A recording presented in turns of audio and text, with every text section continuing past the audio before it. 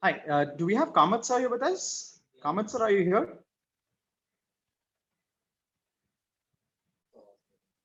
अब मैंने कर दिया, अभी ऑफ था।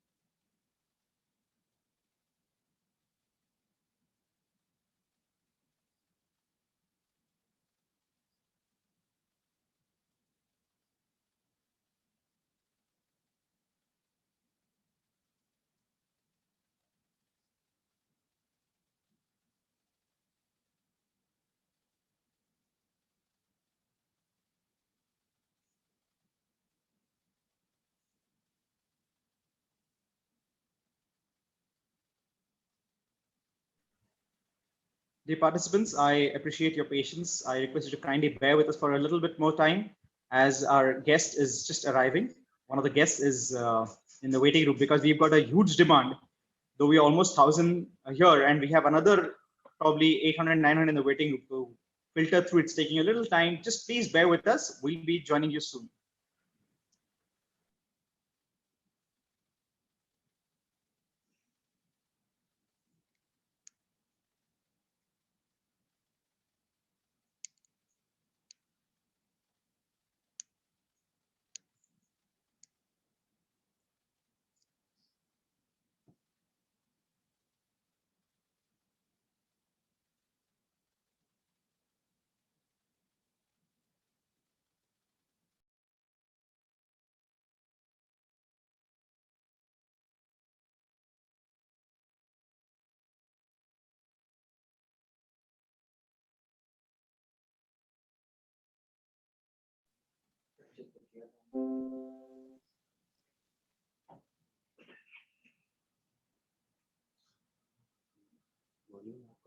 एक बार और।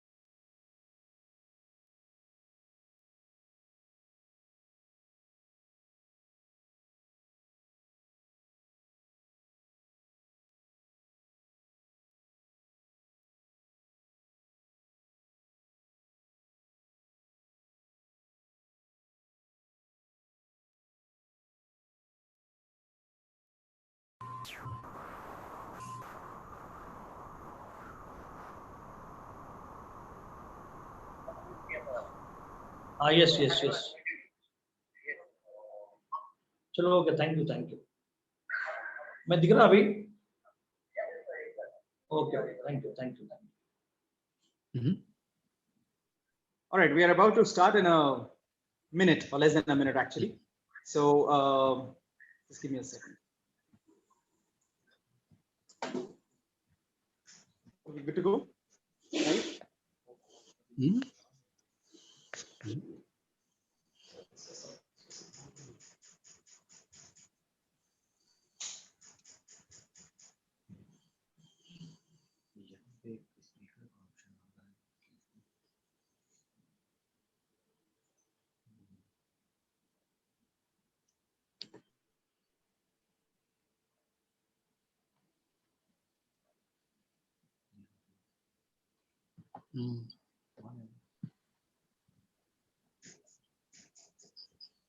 Bismillahirrahmanirrahim. Since all of us have joined in and we are running houseful, if I may say so, on Zoom, let us begin. Owing to the success of the first international webinar, the overwhelming response and the promise made there to come back bigger and stronger, here we are today for our second international webinar on post-COVID-19 lockdown, opportunities and challenges for education, industry, and economy.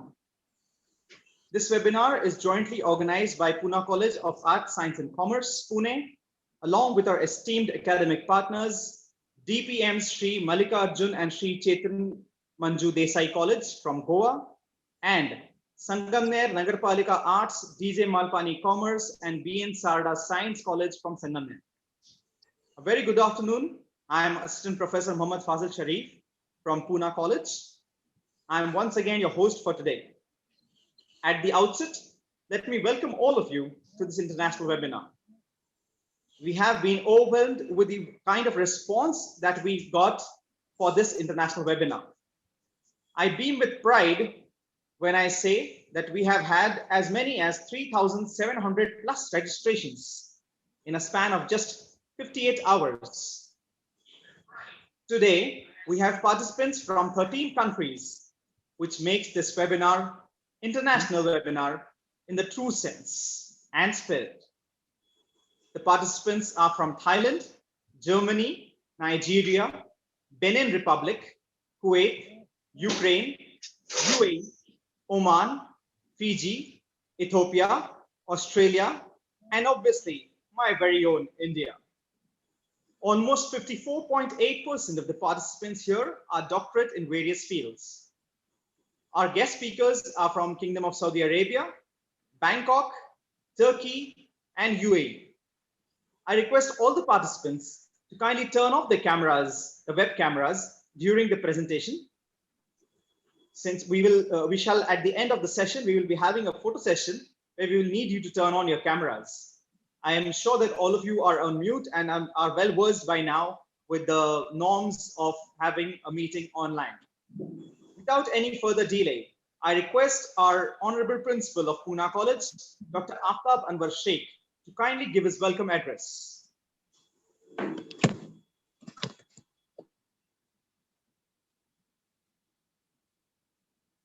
Good afternoon to everyone. It is my great pleasure to welcome you to the international webinar, Post-COVID Lockdown, Opportunities and Challenges for Education, Industry and Economy, here virtually. This webinar is jointly organized by Mallikarjun College, Goa and Malpani College, Sangamner, Maharashtra. We are now witnessing together the opening of the international webinar, which has received generous support from more than 3,700 participants across the globe. I am thankful to Dr. Manoj Kamath and Dr. Arun Gaikwad and all the team of Poona College who has taken pains to organize this webinar and for the grand success. We are grateful to all the attendees and participants for the tremendous support they have provided. Department of Commerce and BBA CA team, along with team of Mallikarjun College, Goa and Malpani College, Sangamner, Maharashtra, whose members have put together for the success of this webinar.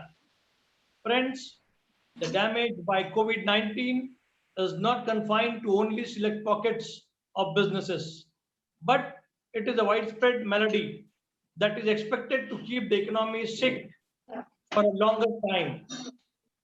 COVID-19 has hit businesses strongly as several small and medium scale industries are on the cusp of collapsing. While the magnitude of the impact may vary from sector to sector, there are some sectors that have suffered the most and continue to suffer. I am very much thankful to all the participants present here for this international webinar. I welcome you all on behalf of Poona College of Arts, Science and Commerce, Mallikarjun College, Goa, and Malpani College, Sangamner. Before coming to a close, I would also like to remind the host and especially our moderators to strictly adhere to our time schedule and not to let any session overrun. I sincerely hope you will enjoy today's debate and networking. Let us now close by wishing you a delightful and stimulating day. Thank you for your participation. Thank you very much. Thank you, Anwar, sir. We will definitely try to stick to the timing restrictions. I would like to request Dr. Manoj Kamath, Principal, SMCAC Goa, and the President of Goa Commerce Association and member of Education Committee of Goa Chamber of Commerce and Industry, kindly throw some light on the theme of this webinar in brief.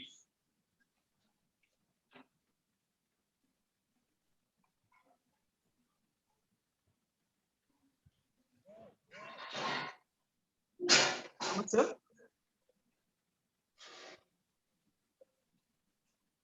Of Poona College, the organizers Sri Mallikarjun College.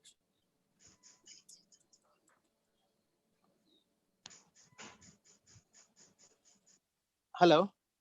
Yes, sir, you're audible. Please go ahead.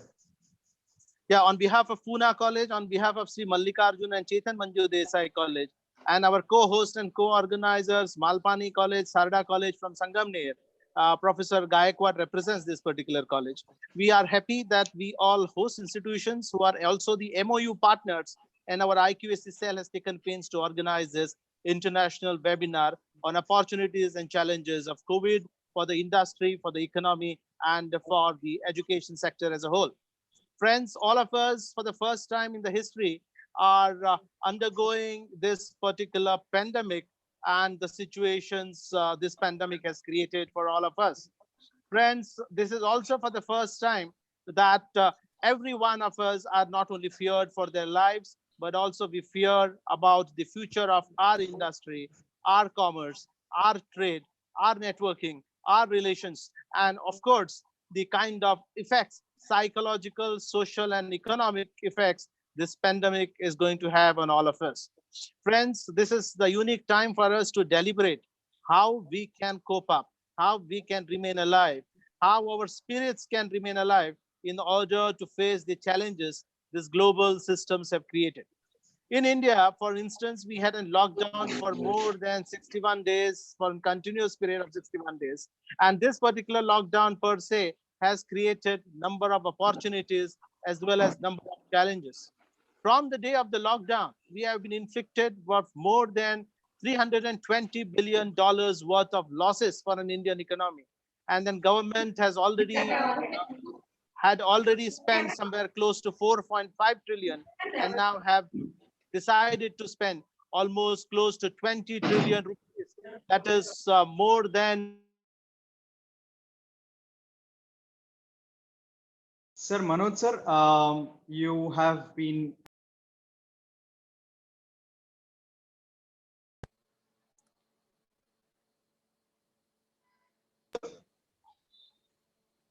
Hello. Yes, sir, we can hear you back. Yeah, the kind of money all the economies, all the countries are spending and pumping to bring the economy back to light, back to fire, poses us some questions. Whether we are now stronger enough to revive. If at all we will revive, how will be the scale of operations? How will be each country in the global systems try to connect and network each other in order to help revive others?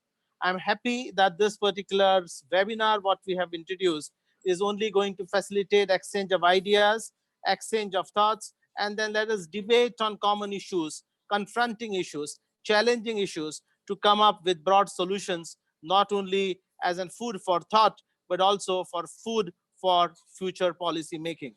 For all these participants today around the globe, also from my country, link to YouTube, link to Zoom, I welcome you and I wish you a happy deliberations throughout this day. Thank you. Thank you, Kamat sir. Thank you for that wonderful introduction of the webinar. I now request the head of the Commerce Department of Poona College, Dr. Nasreen Khan, to kindly introduce our keynote speaker from Riyadh, Saudi Arabia. Dr. Nasreen Khan. Thank you very much, Mr. Fazil, for giving me this opportunity to introduce the first speaker of the day, Mr. Javed Ali. Mr. Javed Ali is an audit and finance professional with more than 4 decades of cross-cultural experience in managing audit, accounts, and finance operations. He holds bachelor's degree in commerce and law from Kanpur University, India, and Chartered Accountancy Intermediate from the Institute of Chartered Accountants of India. He is presently working as Chief Internal Auditor with Saudi maintenance company Sianco Riyadh, and has also worked in the internal audit departments of India's renowned Artificial Limbs Manufacturing Corporation of India, Kanpur, and UP State Spinning Mills Company Limited, Kanpur. He has attended various seminars related to commercial banking, finance, and treasury functions, etc. in Saudi Arabia and Dubai. He demonstrated business acumen in leading, managing, audit, finance operations, and contributed higher rate of organic growth. He has dealt with a team of professionals, banks, financial institutions, insurance companies, heavy equipment suppliers, contractors, engineering consultants from India, Saudi Arabia, China, Korea, USA, UK, and Europe. He visited several countries many a times, including UK and Europe, for exploring business opportunities for the company. He also delivers lectures on audit, finance, soft skills, professional grooming, attitude and development, motivation to undergraduates, postgraduates, and management students of renowned universities / institutes of India. Mr. Javed's present job assignment, apart from managing internal audit department, includes review of bank finance and treasury deals agreements in respect of special credit facilities for the long and short-term loans of multi-million dollars value. He is also assigned to review all bids contracts and subcontracts, including purchase of heavy equipments before their final award by the company for the supply and services, and submit opinion or recommendation to minimize the risk factor therein. He has also drafted commercial terms agreements for purchase of heavy equipments and improvement of seaports berths worth rupees 150 million US dollars. Sir, indeed, it's a great pleasure to have such a resourceful person for our international webinar today. May I request Mr. Javed Ali to kindly enrich the participants with his knowledge. Over to Mr. Javed Ali, sir.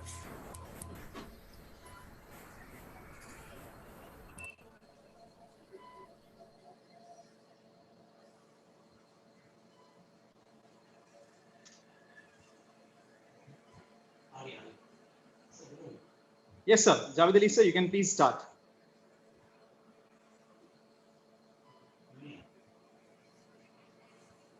Javed, sir?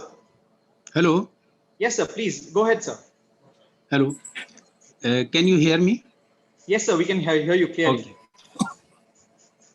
Greetings of the day to all ladies and gentlemen attending this webinar. I am privileged to speak on this webinar, and I'll start after lifting of lockdown, how the life will move. COVID-19 has caused an economic shock of unprecedented scale and scope by shutting down sectors of the global economy. As per Economist magazine, history has turned a corner. The era of Western domination is ending. The resurgence of Asia in world affairs and the global economy, which was happening before the emergence of COVID-19, will be cemented in a new world order after the crisis. The difference to Western societies, which was the norm in 19th and 20th century, will be replaced by a growing respect and admiration for East Asian ones. The pandemic could thus mark the start of the Asian century. The result is that the post-COVID-19 world will be one in which other countries look to East Asia as a role model, not only for how to handle a pandemic, but how to govern more generally. East Asian societies have believed in the wise insight of Professor Amartya Sen, a Nobel laureate in economics. I quote, that for societies to succeed, they need to invisible hands of free markets and the visible hands of good governance. China now arguably has the most meritocratic government in the world. The post-COVID-19 world will see China accelerate both for the public's benefit and the balance of a strong market, and good governance will be an appealing model for other countries.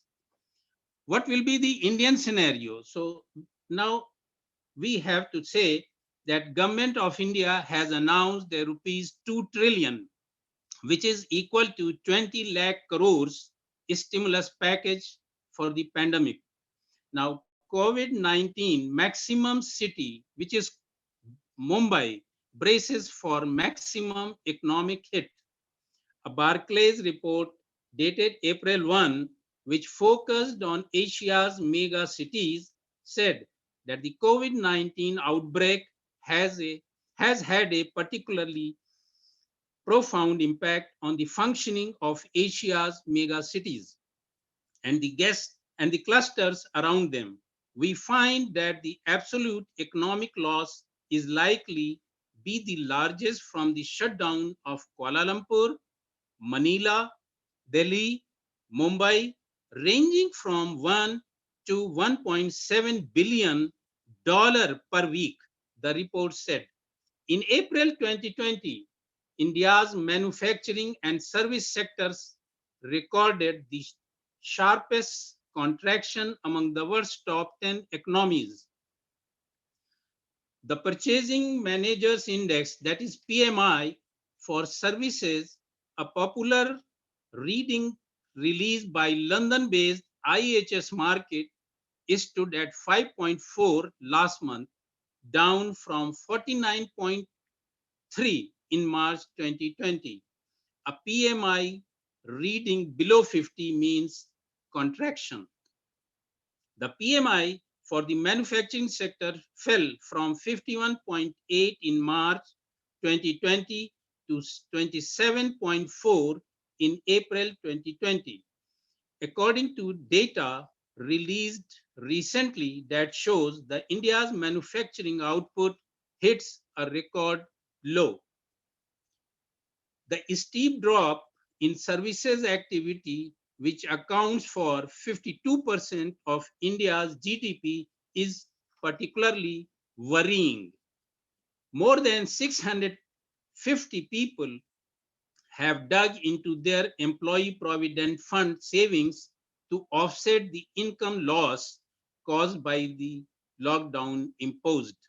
As many as 30,000 to 35,000 people were withdrawing their provident fund savings on an average working day in April, an indication of the hardship the working class is facing.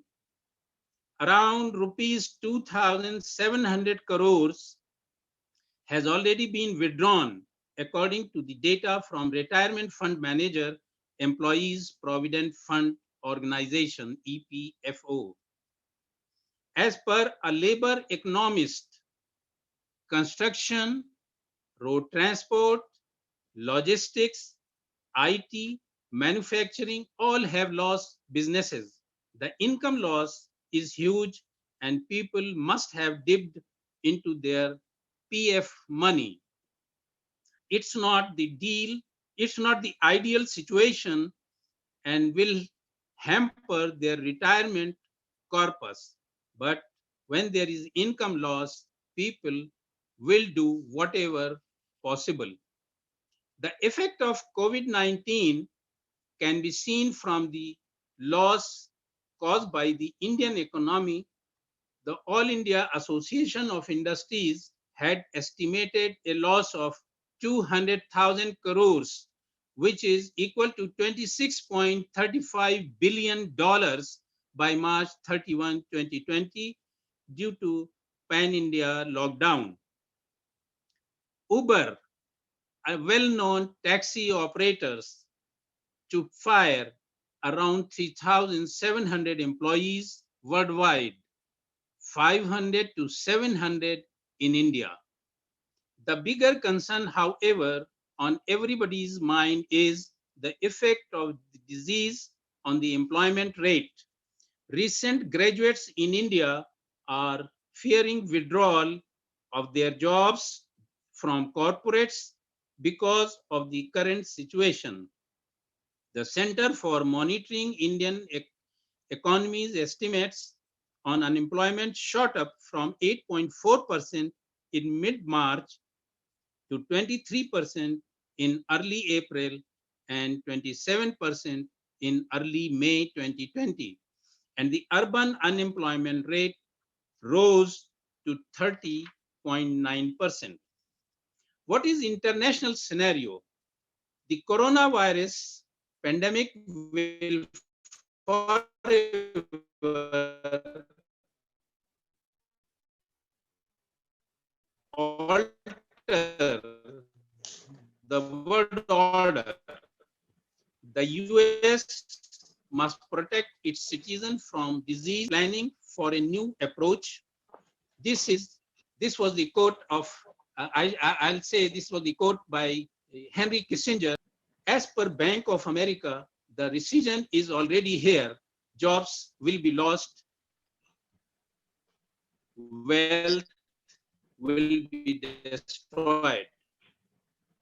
So the much needed Big Bang global economic and financial crisis of 2020 is here. Officially in recession with China slowdown and Indian economy heading towards collapse. More surprises to come. We are as helpless as prehistoric. This is beginning of the end. The $2 trillion stimulus package announced by the US Senate to aid the economy during the COVID-19 pandemic includes $100 million for general aviation for airports. So this has to be reduced from $2 trillion. Apart from this, they have the US unemployment rate hit 14.7% and 20.5 million jobs were lost in April 2020. Devastation not seen since the Great Depression. And probably to cope for this, they have given a stimulus package to each individual of $1,200 to each member or each national. Neiman Marcus became the first major department store to file for bankruptcy during the pandemic as shadows gathered over other retailers. 3.2 million jobless claims were filed in April 2020, adding to more than 30 million since March 2020. More than 25% of workers are unemployed. What is the World Bank says, World Bank report? They say, as per World Bank report, there will be 5 major things to happen after lockdown conditions are eased. Number one, shortage of labor supply. Number two, trade costs to go high. Number three, expenditure will be down by up to 40%. That means people will spend on necessities of life only, like groceries, rents, electricity, and medical, etc. Number four, tourism will go down. Number five, foreign remittances projected to decline by 20%. It includes remittances of workers working abroad as well as FDIs. The chief economic advisor of India said the global economic scenario is weak and here is bound to be an impact on Indian exports. United Nations Conference on Trade and Development, UNCTAD, they say that as per the estimation by the United Nations Conference on Trade and Development, the COVID-19 outbreak would cause global FDI to shrink by 5 to 15% due to the download in the manufacturing sector coupled with the factory shutdowns. Now, loss to industries. You must have heard that during April 2020, not a single car was manufactured by any brand in India, including the major giant Maruti. Number two, production in the main industries like cement, crude oil, electricity, fertilizer, natural gas, and steel went down considerably. Therefore, the people working in these sectors are the most hit. Some Indian states have made drastic changes in their labor laws as well to allow companies to hire and fire the staff at their will or extend working hours. As per industry experts, 1 out of 4 persons is jobless at this point of time.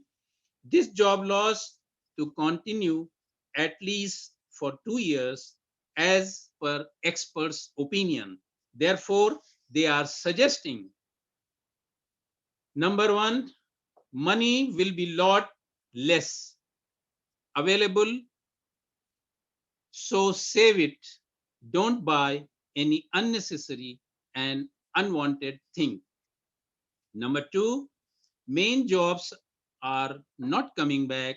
Therefore, the students must spend time on their education to learn more.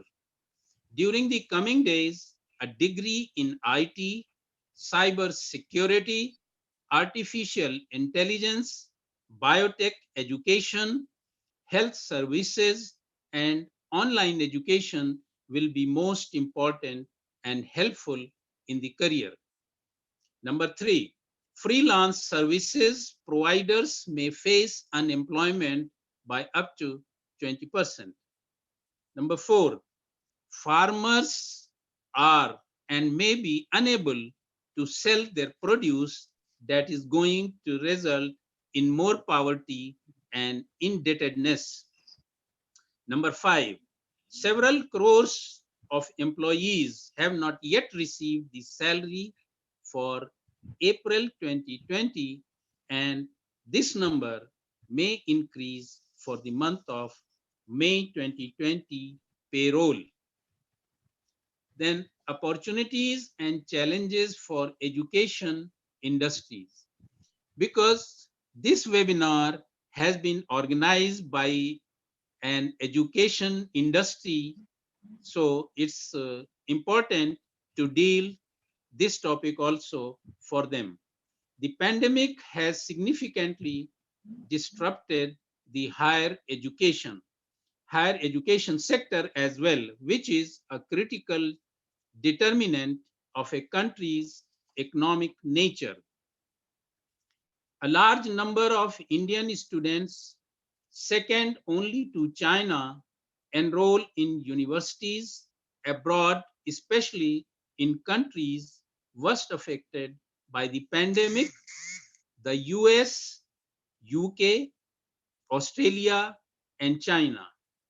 Many such students now, even in now, Malaysia is also there. Many people go for Malaysian universities.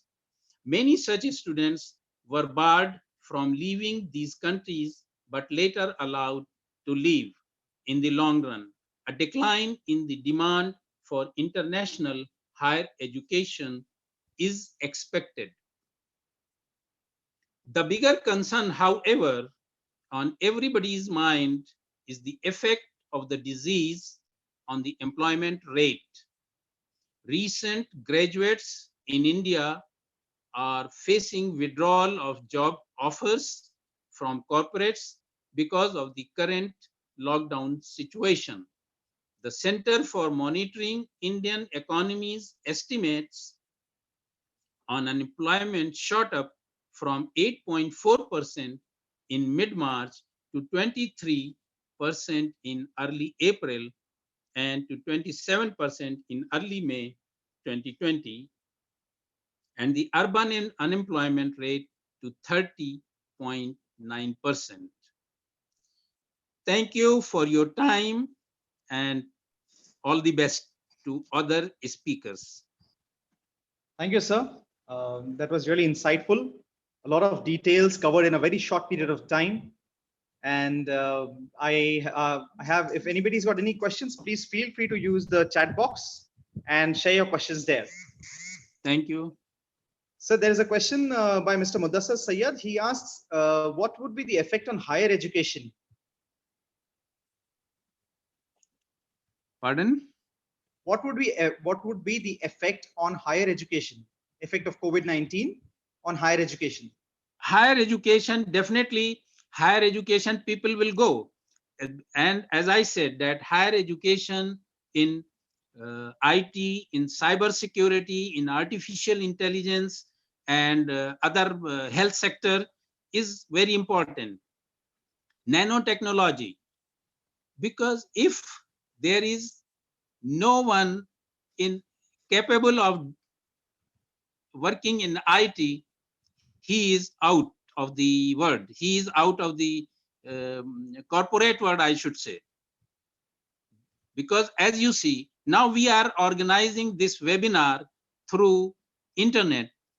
So this is the technology. Technological development has taken us to a great height. And every one of us, whether old or young, has to learn and adapt all these new technologies. Sir, another question that we have is, what are the opportunities in education sector where investment can be made? What are the opportunities? Yes. Investment will continue, but it will not be in that space, speed, because this will be slow down. Everybody would like to see whatever they are investing, whether they will be able to get the return for that or not. But for sure, after some time, maybe 2 years, maybe less than that, it will recover. So I believe the question also is asking you or for some guidance on investment. Where can it be made in education sector? If somebody wants to invest in education sector, what would be a good place to invest? I believe investment in education sector will also be there, because government cannot make many advanced universities, especially on health sector, medical colleges. So private entrepreneurs have to come in and they have to invest in it. But the thing is that they will monitor the return on investment. If the return on investment is good, yes, they will come and they will invest in it. But it will take time. It will resume, and it, as I said, it may take probably 2 years. You know, the World Health Organization Director General has already said that this pandemic is not going at least until next 2 years. And some of the researchers and some of the experts, they say that this may not go until many decades. So we have to learn to live with it. So really, this is a critical question, but I'm optimistic that it will come back as we are returning to normal. Slowly and gradually, we will be able to have these investments in the education sector as well. Right, sir.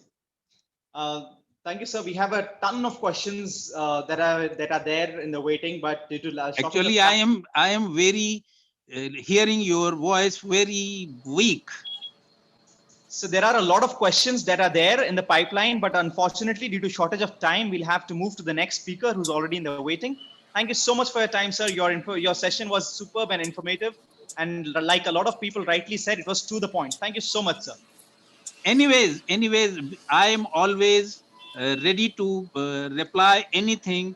I am on LinkedIn. They may contact me on LinkedIn or through my email, ali.javed2461@gmail.com, referring this webinar reference. So it will be my pleasure to answer their queries. Right, sir. Thank you. Thank you so much, sir. Thank you, Chu, for inviting me as a speaker, and I'm privileged for this. Thank you, sir. I'm sure it has activated the gray cells of our attendees. I now request Mr. Akbar Ahmed Sayed to kindly introduce the guest from Turkey. Mr. Akbar Sayed, I request you to kindly introduce the guest from Turkey. Thank you, Fazil, sir. Now, I would like to introduce our second keynote speaker, Mrs. Sonali Sinha Roy. She made an invaluable contribution towards the field of education, national and international levels, and also being a global change maker. As a humanitarian, she worked as Global Goodwill Ambassador, lead person in Turkey in 2020. And also worked as Global Goodwill Ambassador, lead person in China in 2018. She has also worked as UN volunteer in 2018, and she is a member of honorary lifetime of All Ladies League and World Women Economic Forum.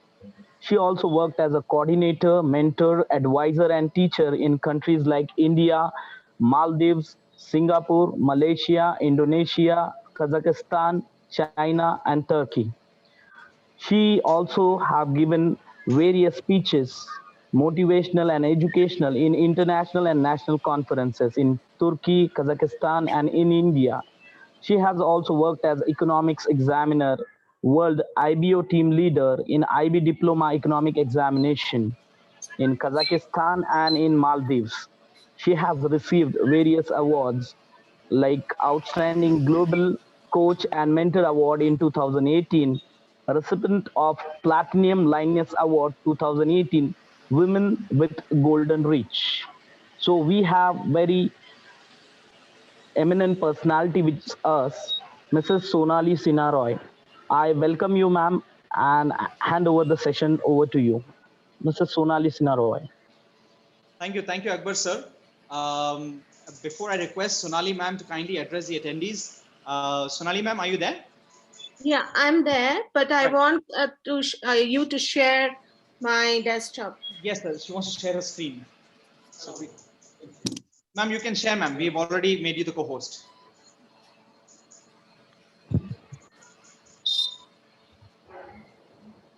I request all the participants to kindly have their videos off, and I'm sure you're on mute. So let's have your videos off so that we can go ahead without any disturbance. And we will be having a photo session towards the end.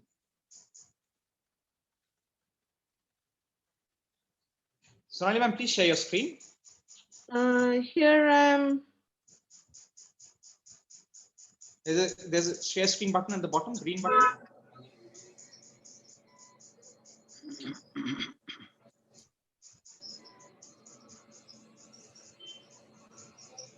Yeah. I'm just showing you now.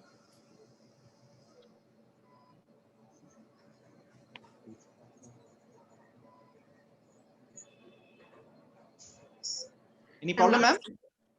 No, I'm not able to get it. Do you see a green button at the bottom in the center? When you go scroll your mouse down, Yeah, there's a green share button. screen. Yeah. Right. Yes, yes. Please click on that. Hmm. And then you need to select your respective file, the presentation that is open. Yeah. Yes, we are live. If you could just put it on full screen mode. Yes, thank you, madam. I hope everybody can see my Yes, desktop. ma'am. Yes, yes, we can, madam. Okay.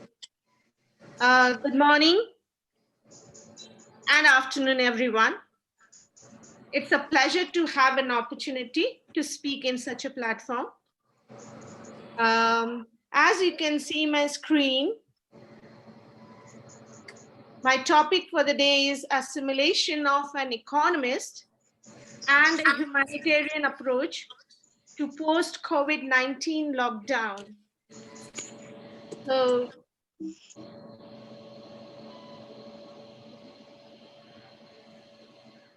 if you can look here on my screen, this is the information I got from WHO, and the COVID-19 has spread all over the world.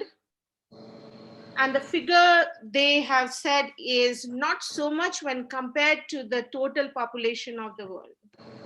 However, having said that, you can find the major attacks are mainly on European countries and USA. So now we know that virus will not go so soon. Everybody is predicting at least it will stay for 2 years. But according to the WHO report or the scientists, they say that the virus will not go for the next 5 years. And they need 8 years to develop the vaccine. So some countries, they are claiming that they can get it within 8 to 10 months. So let's hope for the best. As you know, we have to remain positive and work accordingly.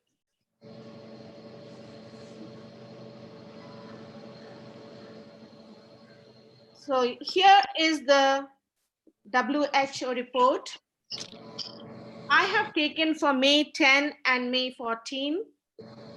So if you look at the screen, you can see that in May 10, the death rate was 7%.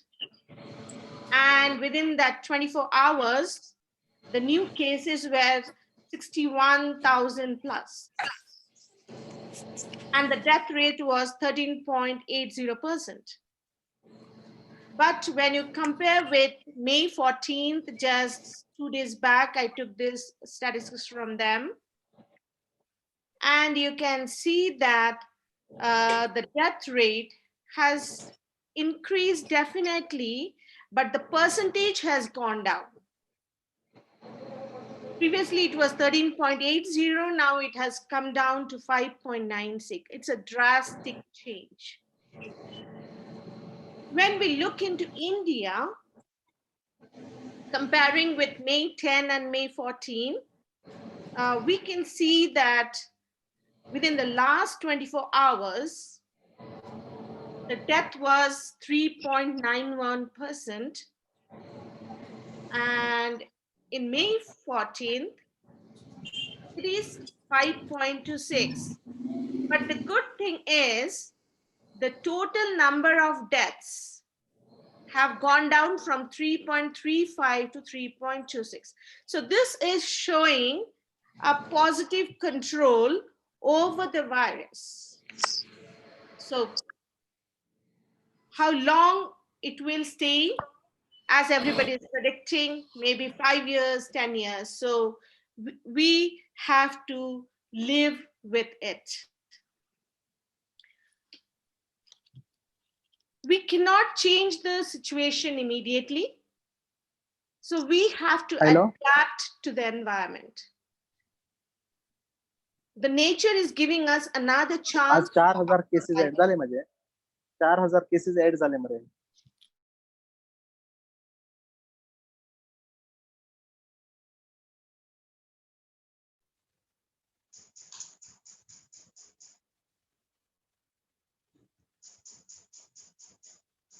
Sonali ma'am,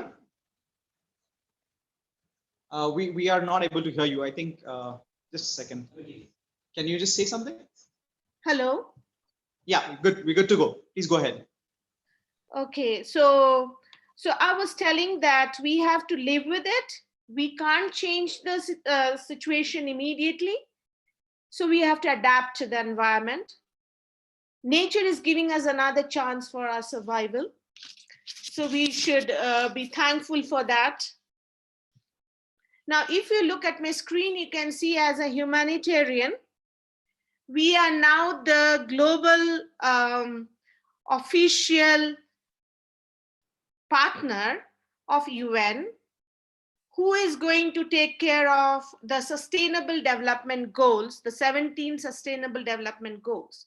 This is our main role as a humanitarian or as a global goodwill ambassador. Now let me speak, because I am also an economics facilitator. Now, as an economist, we mainly talk about the structural balances, like we have to increase the GDP of a country, we have to increase economic growth, reduce poverty, reduce unemployment, and the inflation rate should be in and around 5%. As a humanitarian, we have to save lives and remove suffering. And our main philosophy is humanity, neutrality. That means we are neutral to gender, countries, anyone. And impartial, we don't support based on the what people say, but we totally are dependent on the reports, and based on those scientific reports, we decide which are the crucial areas where we have to handle it. And we are independent. We are not being influenced by any political background or by the ministerial background. Now, as we have heard from Mr. Javed Ali, he was talking about that our Prime Minister Modi, he has started with a slogan, Do Gaj Duri, that is social distancing. And he has given importance to teamwork, compassion, and statesmanship. Now, I'll be talking about the coexistence approach. Now, according to this International Economics Journal, volume 19, 2005, which was the issue is 3, there is a theory of efficient coexistence. And it mainly says that there should be a coordination of the neighbors. That means you cannot tell anyone that you don't belong to the society or you don't belong to us. So you cannot eradicate others from any bondage. And our neighbors are our core team with whom we will be working. As most of us are professors and researchers, and mainly I think so from economic background, we do believe in game theory, which has been taught to our students in oligopoly market. And there we try to talk about a situation where there is competition among two firms and we try to compete, but we see that if you try to compete with each other, either one of us will lose or both of us will lose. So therefore, we should try to follow a win and win situation. Now, how do we do that? Through coexistence. So we are not only coexisting with the people or the economists, but we join together hand in hand, and then we work together.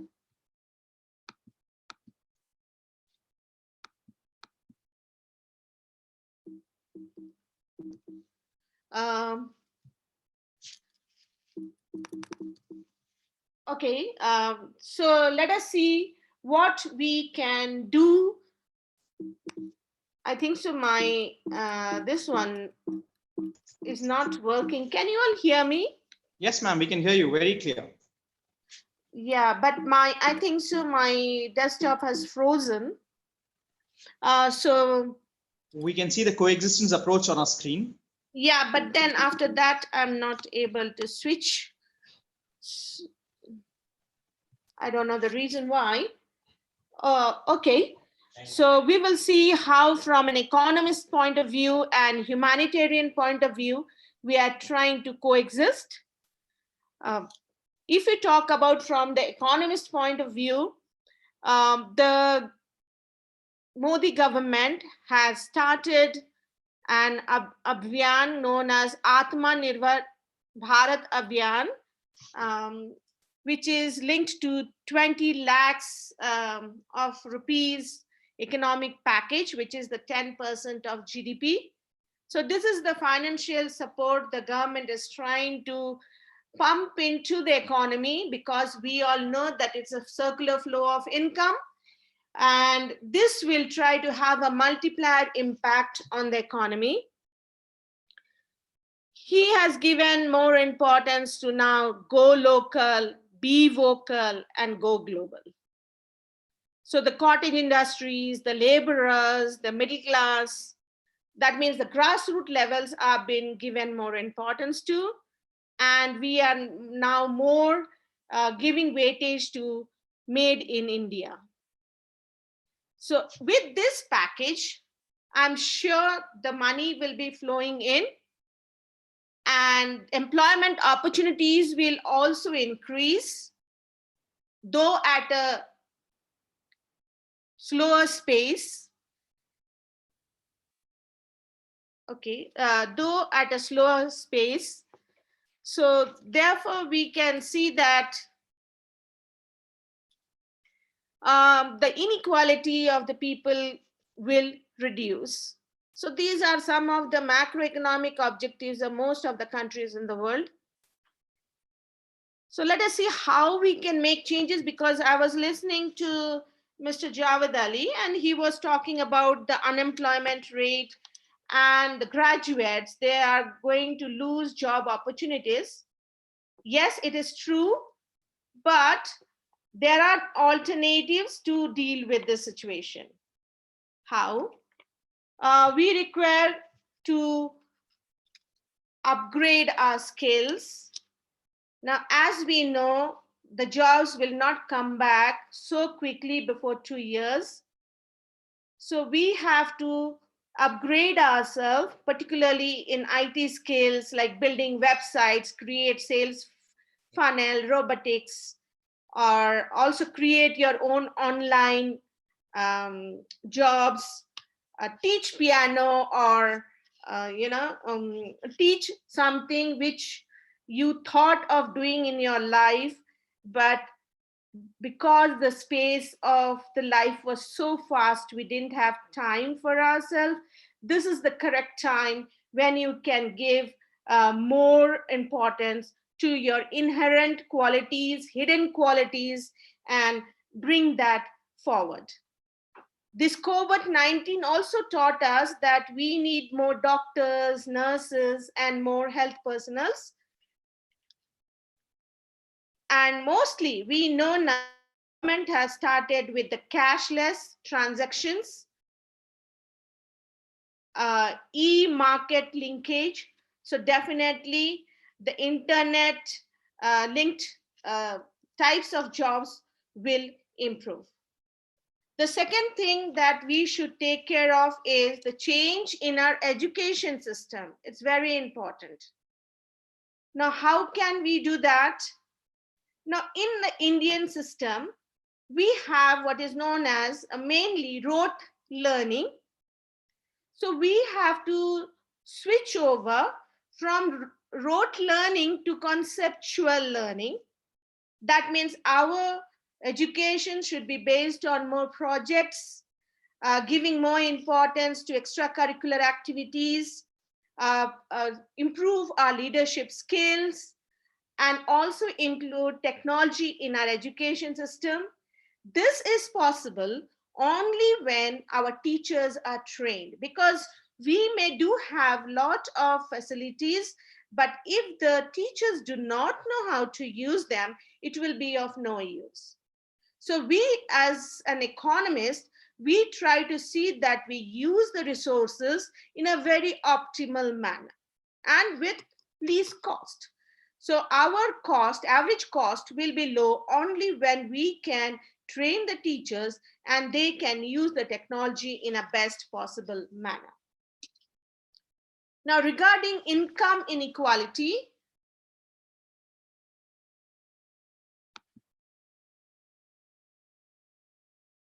can you hear me, please? Because so many people have raised their hands. Yes, ma'am, we can hear you. They have questions. We are nearing the end of your session, so questions are already starting to get in the pipeline. Okay. Regarding the income inequality,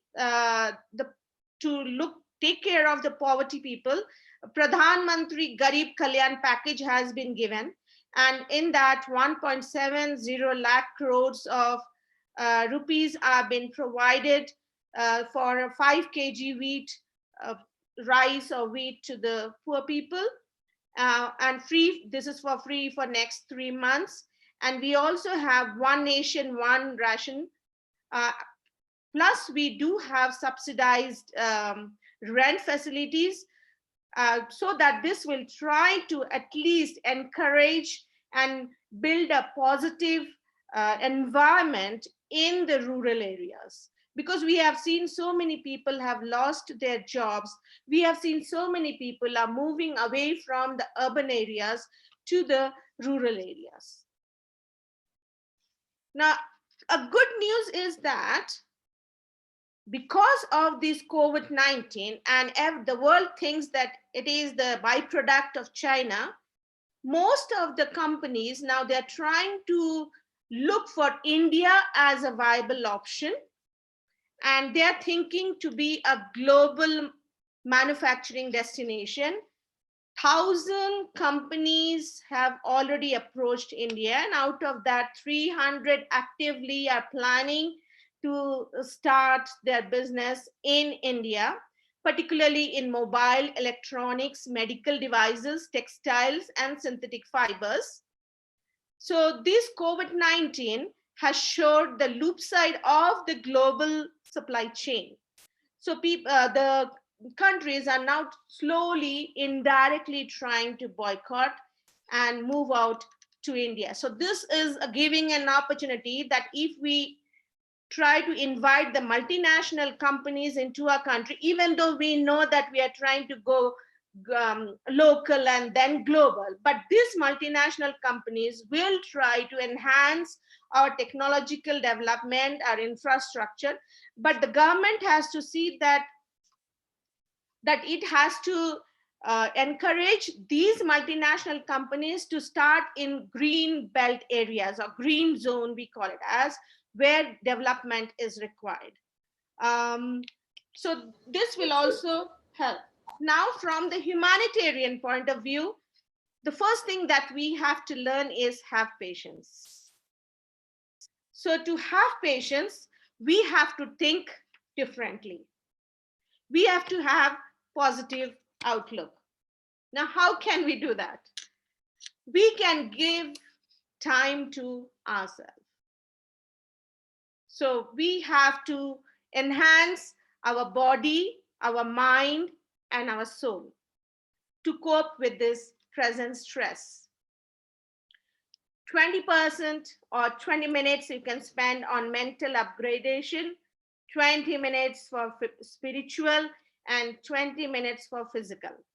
You can do yoga, pranayam, or something which will try to help you to be focused and remain positive and keep your mind with it.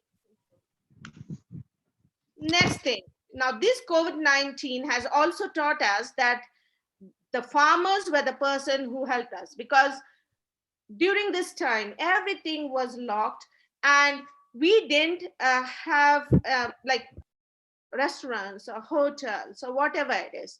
We were all closed and we were running for our basic requirements, and it was the farmers, those who protected us actually in this case. So, and also the health personnel, the police, who were spending their time day and night to take care of us. So we have to develop respect, love, caring for the, or give more importance to human values. Once you carry your own water, you will know the value of every drop. Yeah, it's been said that. So when you carry it, there's a chance that you'll be extra careful in carrying it, because the moment you are careless, the water falls.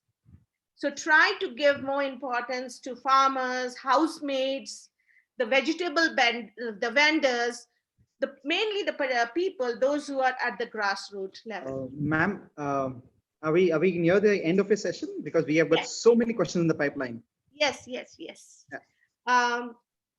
We should also follow the healthy lifestyle. Now during the this quarantine period, we were at home, we were eating good food, homemade food, even though it was difficult for the housewives because they were available 24/7.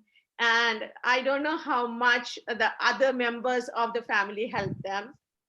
According to a scientific research done by Professor Roy, he and a Russian scientist, an Israeli scientist, and an Indian scientist, they have found out that the best food of the world is our Indian rice, dal, and vegetables. So this, why they say is because this is trying to overcome the genetic disorders, and also will try to boost our immune system, which is very important to cope up with this coronavirus. We cannot give up. We have to be positive here. So therefore now, what we have to do is, now it has given a chance for the rehabilitant, or particularly the main thing I will stop with is change, adapt, and survive. So I would also like to thank the organizing team for giving me this platform to speak. Thank you for listening. Thank you, ma'am. Thank you for that wonderful discourse. It was wonderful and really engaging. And a lot of data that you put up on the screen was really engrossing. Really, we got a great insight into it. We have a few questions. I have selected a couple of them. One is by Mr. Krishna Nand, who's an assistant professor.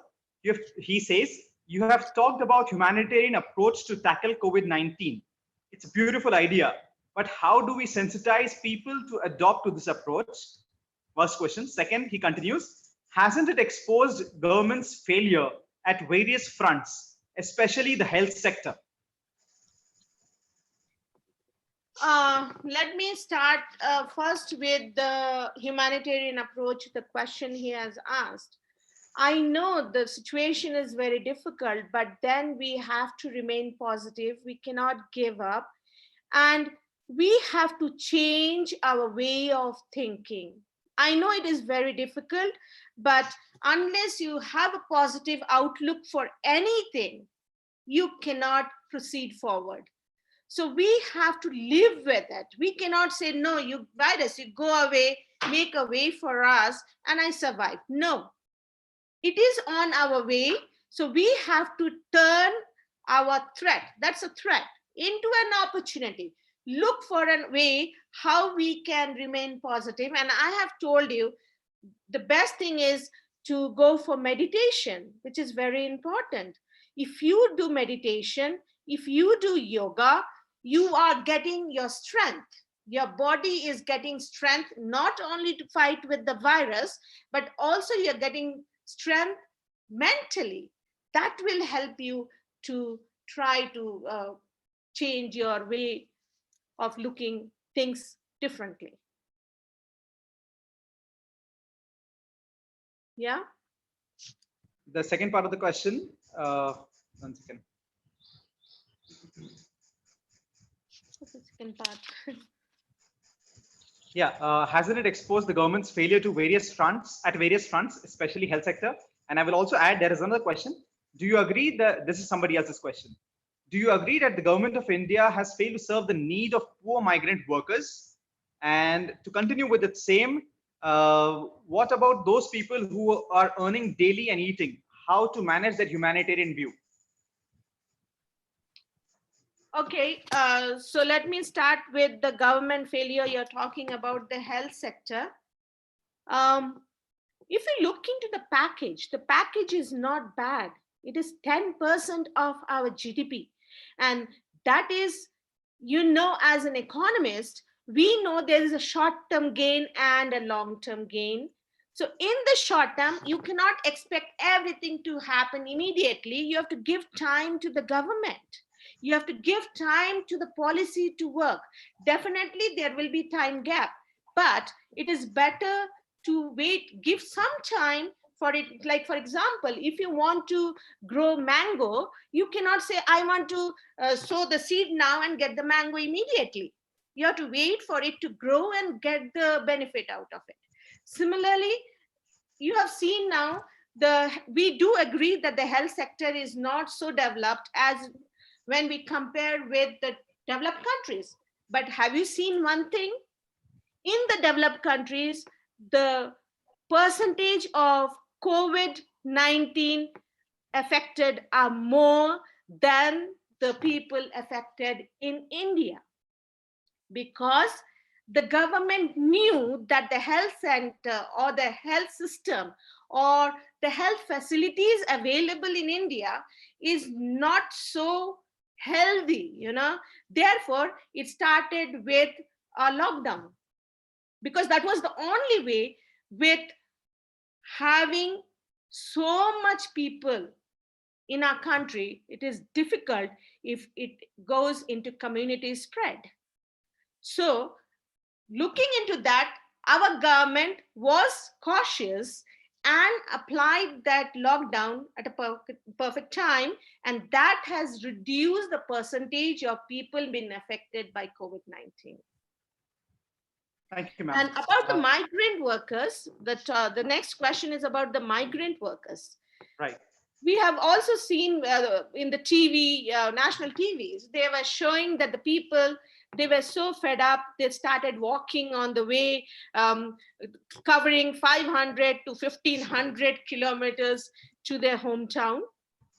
But when the news, here the media played a really good role, and they exposed a lot of things in front of the government, and government didn't keep quiet. It immediately took action. It made all the buses available. The train, Shramik train has been started to migrate those people to their hometown. Definitely, there will be one or two cases which will not be highlighting, because when we talk about India, we are talking about majority of the people, those who have been affected due to the step taken by the government.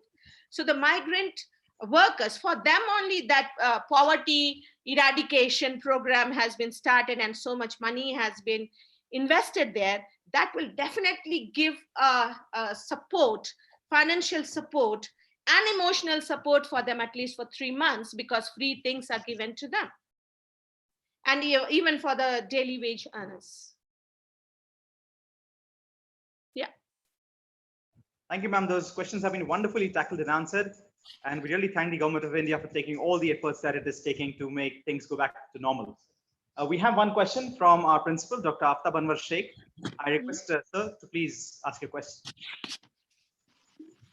Yes, madam, thank you very much. I would like to ask, you have mentioned that what we have to do and what is my hobby and all this thing.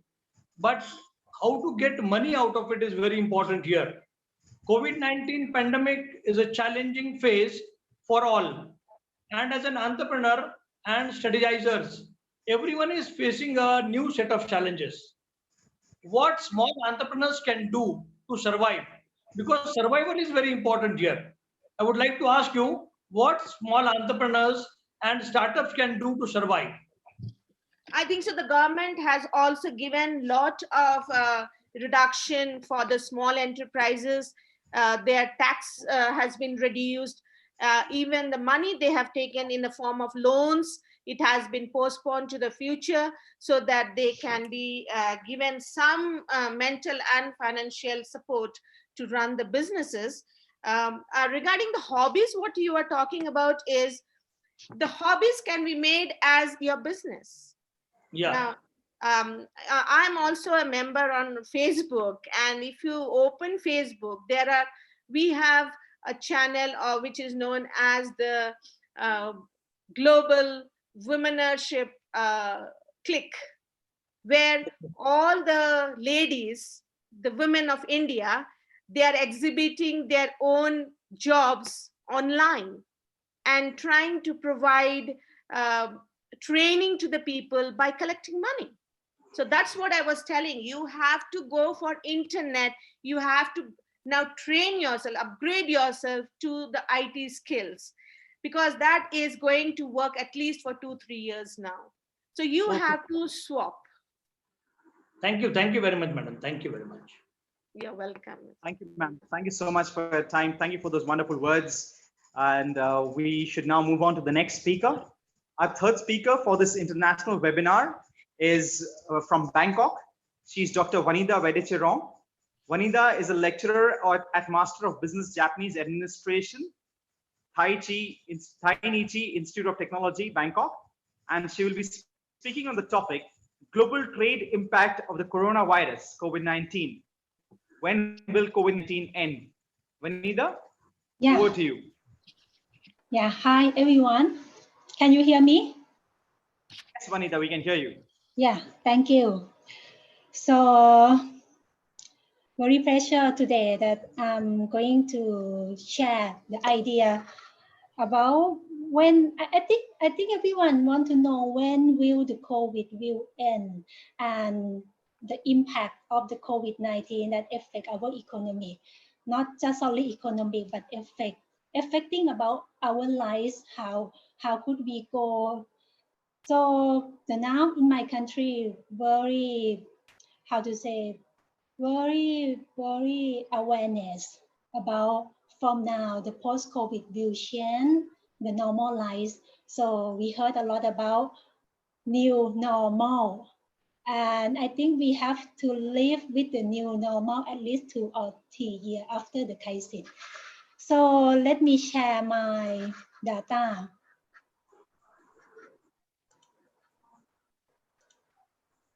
Let me share my data. Okay. Yes, Vanida, please share your screen. Yeah. Yes, starting. Yeah. Can you please put So it the on full global screen? impact. Can you see my slide? Yes, we can see a slide. Can you please put it in full screen mode, Vanida? Yeah. Okay, it's all right. Thank you. Yeah. So, and Dr. Vanida, if you could just move a little bit at the back, we are not able to see you as such. If you could just move a little bit away from the camera. My camera? You move it. Yeah, that's perfect. That's perfect. We can see you clearly. Yeah. Thank you. The global impact of the coronavirus epidemic when the COVID would end. So what I'm going to present is about the global impact and the Thailand manufacturing impact, that what now we are interfere about the new normal. The global economic impact. So I given the example of automobile chain supplier, because in Thailand, automobile industry contribute about 12% of GDP.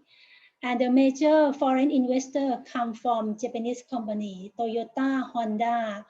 Not only that, the supply chain really come from China. So anytime the affecting of economic affect China would be affect all over the world, affecting to Japan and then cost to Thailand. So cut off supply chain. This is a problem that we are facing now. So you see the China connecting to the world. Right now, the largest economic and the large economic in the global economic is China. And economic side of China is account about 15%, export 13%, industrial sector almost 40%, and even the tourism. China is the major tourism to Thailand. And in this year, we lost about 1.2 million from tourist sector because we have locked down our country. So what would we do? This is the major affecting both service sector and manufacturing sector.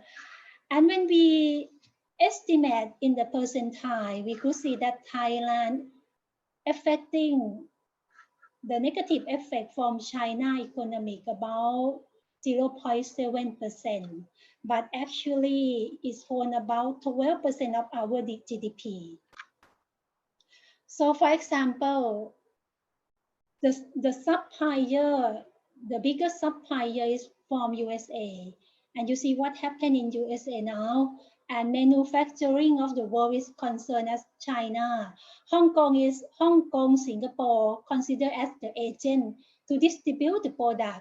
And Thailand, the distributor. At the same time, we are the consumer before we distribute to the customer in ASEAN Economic Community. And here is the fact that the manufacturing PMI, Purchasing Manager Index from China, since the beginning of this year, January and February, is hardly direct going down over 22 points. So what would happen? Not just only the affecting of COVID-19 affect to the oil price in US and make the new peak.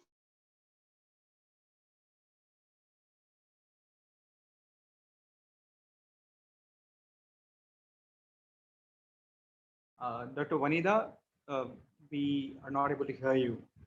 I think your screen is frozen. Canada, China, France, Germany, Italy, Japan, UK, and US.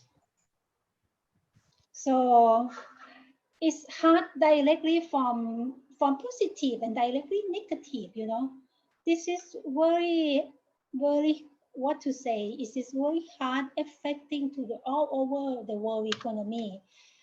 And Chinese industry and production fell further in March. This is the evidence, see from last year, and then go down in the beginning of 2020, January, February, and continue to March. Car sale is the major valuable industry and owned by the Japanese company that is the large investor in Thailand and also including in ASEAN. But the problem is car sale in China with the major supplier to Japan and even also in Thailand. And the COVID-19 affecting them to go down up to 45%.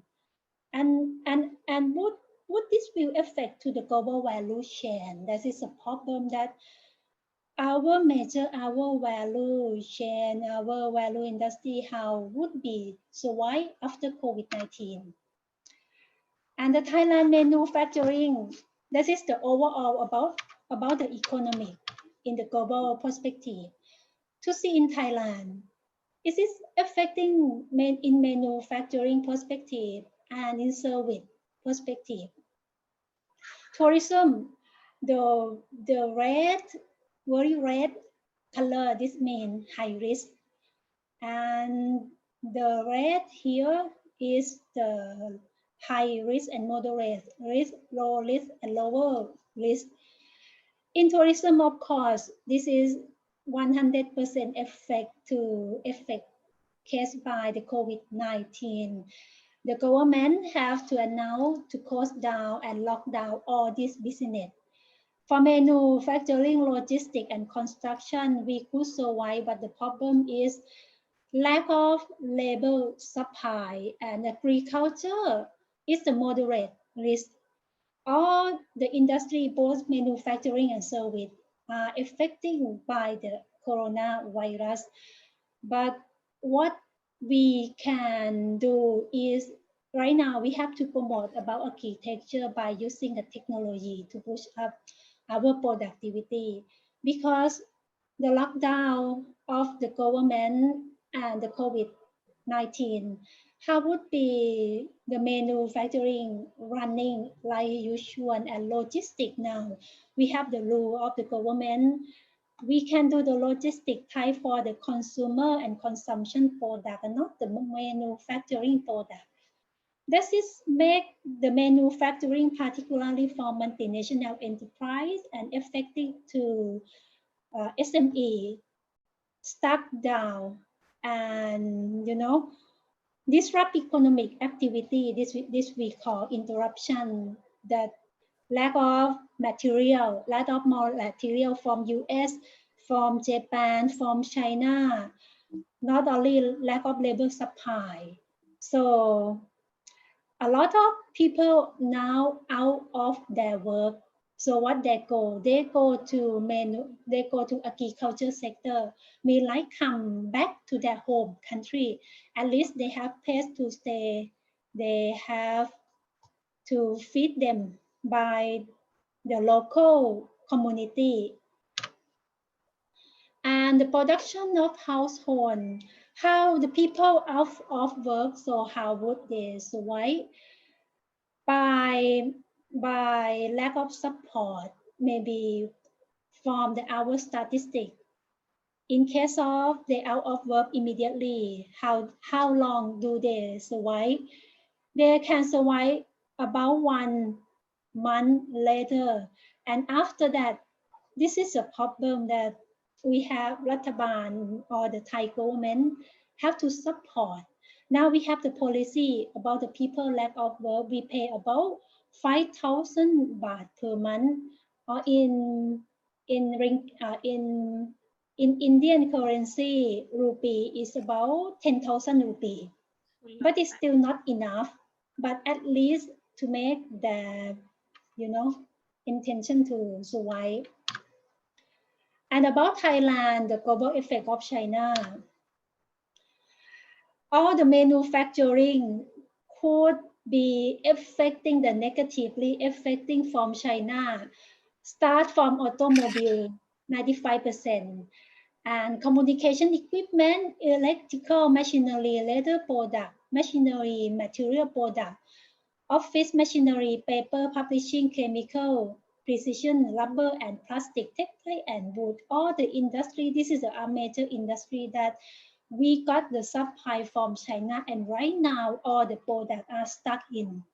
We don't talk about the consumer demand, but even demand is there, even demand in domestic Thailand, but we have no supplier.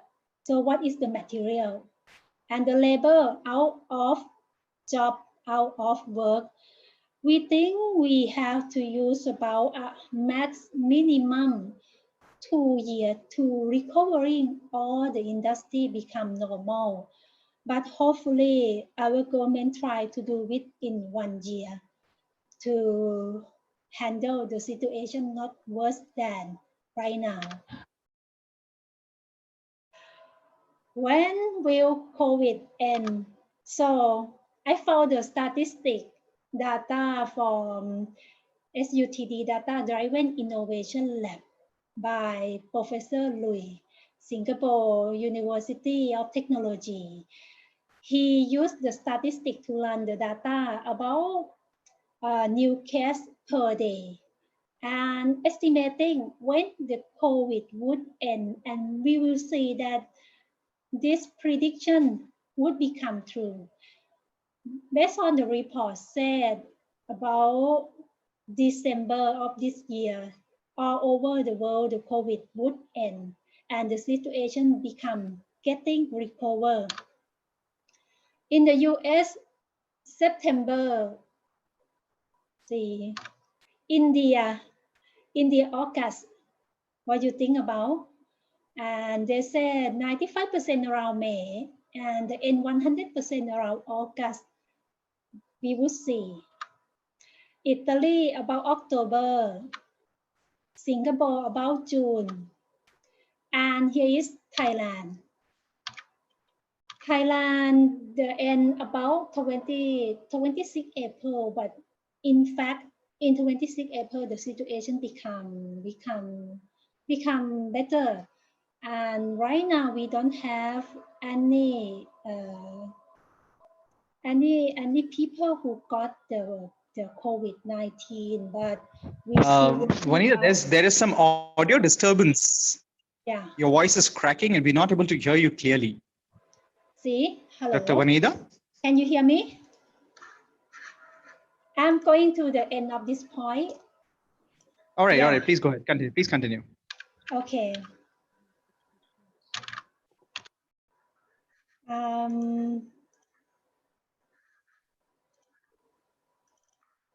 Okay, and at my conclusion, the COVID is in about June. It means about one more month, about the next month that the situation become better, but I'm hoping to see. So in conclusion, I want to say that China is a large economic player in global trade and its economic impact from COVID-19 cost to global economic in general and Thailand in particular. US is the supplier and China is the world manufacturing and Thailand as the ASEAN distributor in global supply chain. Thailand tourist is higher risk and needs to appropriate recovery planning strategy. This is immediately we have to do after COVID-19 and about June or July. And in Thailand, COVID-19 in about June or July, thus make it as soon as possible to prevent the effect of household saving house. This is all that I want to share with you. So any question? Vanita, we have some questions for you, Dr. Vanita. Thank you. I would just like to read out a few questions. One question is that the change, just a second, yes. Economic change in China and Thailand will impact India negatively? That's a question. Will the economic change in China and Thailand impact India negatively? From my understanding, Thailand economic depend on the China because he is the major supplier to Thailand. And in Japan also, but I'm not sure about do the China economic could be effect to the Indian economic. But in manufacturing and in service sector, China is the major player that contribute to our GDP. So it means the economic in China cry down, so our economy maybe go down similarly. All right. There is another question that they want you to answer. Yeah. That is just a second. I'm just scrolling down.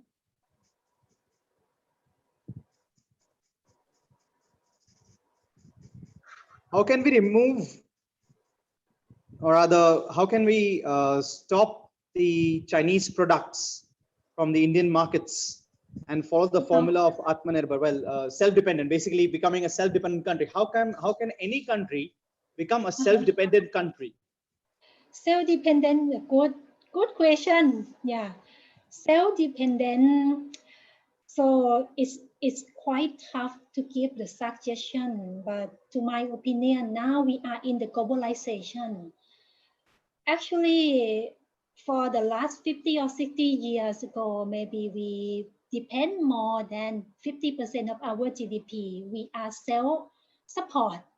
But right now, by the globalization, we're seeking the complement and the supplier where can produce cheaper to serve the customer the best.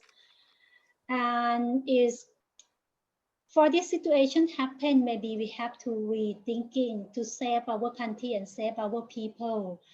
Try to produce anything by our own nation at the cheaper price and consume not like before. Think carefully before you consumption about some product to make to fill in of your need. That's all. Not really I want much. So consume less, consider on the most important and try to survive by your own. Not depend on the globalization much like before. Right. Thank you so much, Dr. Vanida, for that informative session and a quick handling of those question answers. Yeah. We will This be is moving in your question? No, we have a few questions, but then we are running out of time, so we'll have to skip those. Okay. Thank you. Thank you. Thank you so much. You were wonderful with your presentation and the Thank you. information that you presented. We move on to the next speaker. So I now request Mr. Moin Syed to kindly introduce our final speaker of the day, who is from Sharjah, UAE.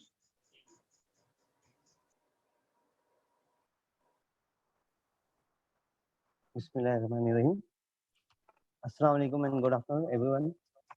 It's my pleasure to introduce Mr. Pradeep Krishnan Nair, Assistant Director at University of Sharjah, having responsibility for IT security, governance, and enterprise architecture.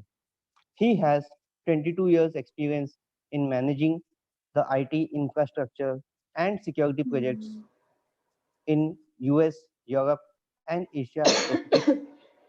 I request you, sir, to kindly address the attendees. Hi, I hope everyone can hear me. Yes, we can hear you, Mr. Nair. Hi. Hi, let me just try to present my screen. Just hold on. Yes, please go ahead. Yeah. I hope you all can see my screen now.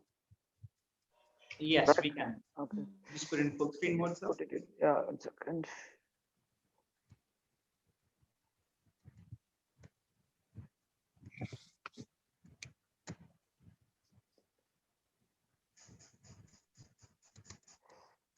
Hope it's visible now. It's not in full screen mode yet, sir. Is it okay now? So we can see the PowerPoint presentation. However, it is not in the full screen mode, which is fine. We can go ahead, sir. If you... Okay. Okay. It's in full screen now. I don't know. Let me just share the other 1 second. Maybe I need to share from a full screen mode. I'm not sure. Okay. Yeah, I think it's here now. Okay. Can you see me now? Yes, sir. It's in full screen. Thank you, sir. Please go ahead. Okay. Thank you. Okay. Hi, everyone. My name is Pradeep. This presentation is about post-COVID cybersecurity governance challenges. And I'm trying to the host and Sir, all the participants to. Nair, sir, can I just interrupt? I think you have 2 devices So, on, and it is creating an echo. Post-COVID, what is the cybersecurity challenges? What we are going to face? That's what we are going to. I'm going to present you all. As you all know, cybersecurity. Can you hear me? Yes, sir. Yes, sir. But your voice is very low. So, you have the mic closer. Is it better now? Yeah, slightly better. Okay. Okay. So mainly I'm going to look at 4 major areas, which is micro, small, medium enterprise, and corporates, critical sectors, and education. What could be the impact of post-COVID on cybersecurity governance aspects on these areas? That's what I'm intending to cover. So if I'm showing you this recent cybersecurity news which has come out recently on universities, government establishments, FBI, German government, health sector, IT companies. There are a lot of opportunities for cybersecurity hackers and cybersecurity data leakage of problems which has been noticed even during these tough times. So cyber hackers doesn't discriminate, in fact, whether it is a good time or it's a bad time for humanity. Similarly, one major change which is happening now is coronavirus crisis has put most of the telecom companies in India. It could be BSNL, in UAE it could be Etisalat, in Bahrain it could be Betelco. Suddenly there is a huge demand of telcos being secured as well as being operational, because that's where actually the connectivity is into, and that's where uh, most of the people from work from home connects to it. So now, if you look at a normal situation, probably this is the IT structure which you would see in most of the organization. We'll have employees and IT admins and developers who will connect to various systems like email, ERP, or servers, quality assurance systems, and rest of the things. And it all happens most of the time through a direct access from an internal network. That's what's happening so far. There is a cloud element, but it was happening more or less from an internal network. Now, a normal security adds up a privileged access management or a multi-factor authentication or an identity access management to have better access controls, or an anti-DDoS or antivirus, etc. These were the traditional cyber security or email security to avoid someone um, phishing or someone getting credential access in an indirect way. So those were the general security measures which has been tried upon so far. But now, and then general IT security governance in corporates is looking at endpoint security, whether your PC and laptops are secured, your email is secured, your identity access is managed properly, your perimeter security with firewall, IPS proxy. Is there any vulnerabilities in your operating system? Then you patch up, you have a data storage, then you have to have proper encryption controls over these things. These were the traditional measures which have been used, or a web publishing security or application security. And finally, remote access security, where we all now logging from our home to our work, and which use an IPsec or SSL VPN. This is the general IT security governance landscape in corporates or any organization, standard one. But now what's happening post COVID is, and also we have certain IT policies, procedures, risk management framework, business continuity. These are the things which generally happens in any organization. But with COVID-19, still, there is nothing for hackers, whether this is a COVID situation, and it's inhuman to challenge or leak data. Nothing happens. They don't discriminate. So post COVID, what's happening is work from home become norm. There is no concept of periphery. Earlier you had a corporate, you had a university, you had a company where your data center was set, but there is no periphery now. Your endpoints, your computers are spread all over the world, or to different parts of your house, or in geographic, without any geographic restrictions. So what's happening now is uh, uh, this just give me 1 second. My this thing is, just give me 1 second.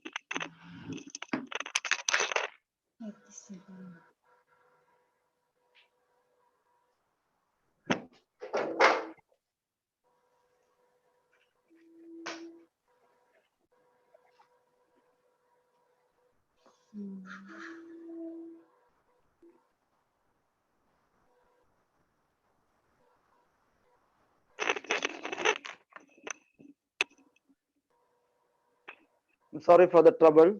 My position was having a problem. Now it's okay, I think.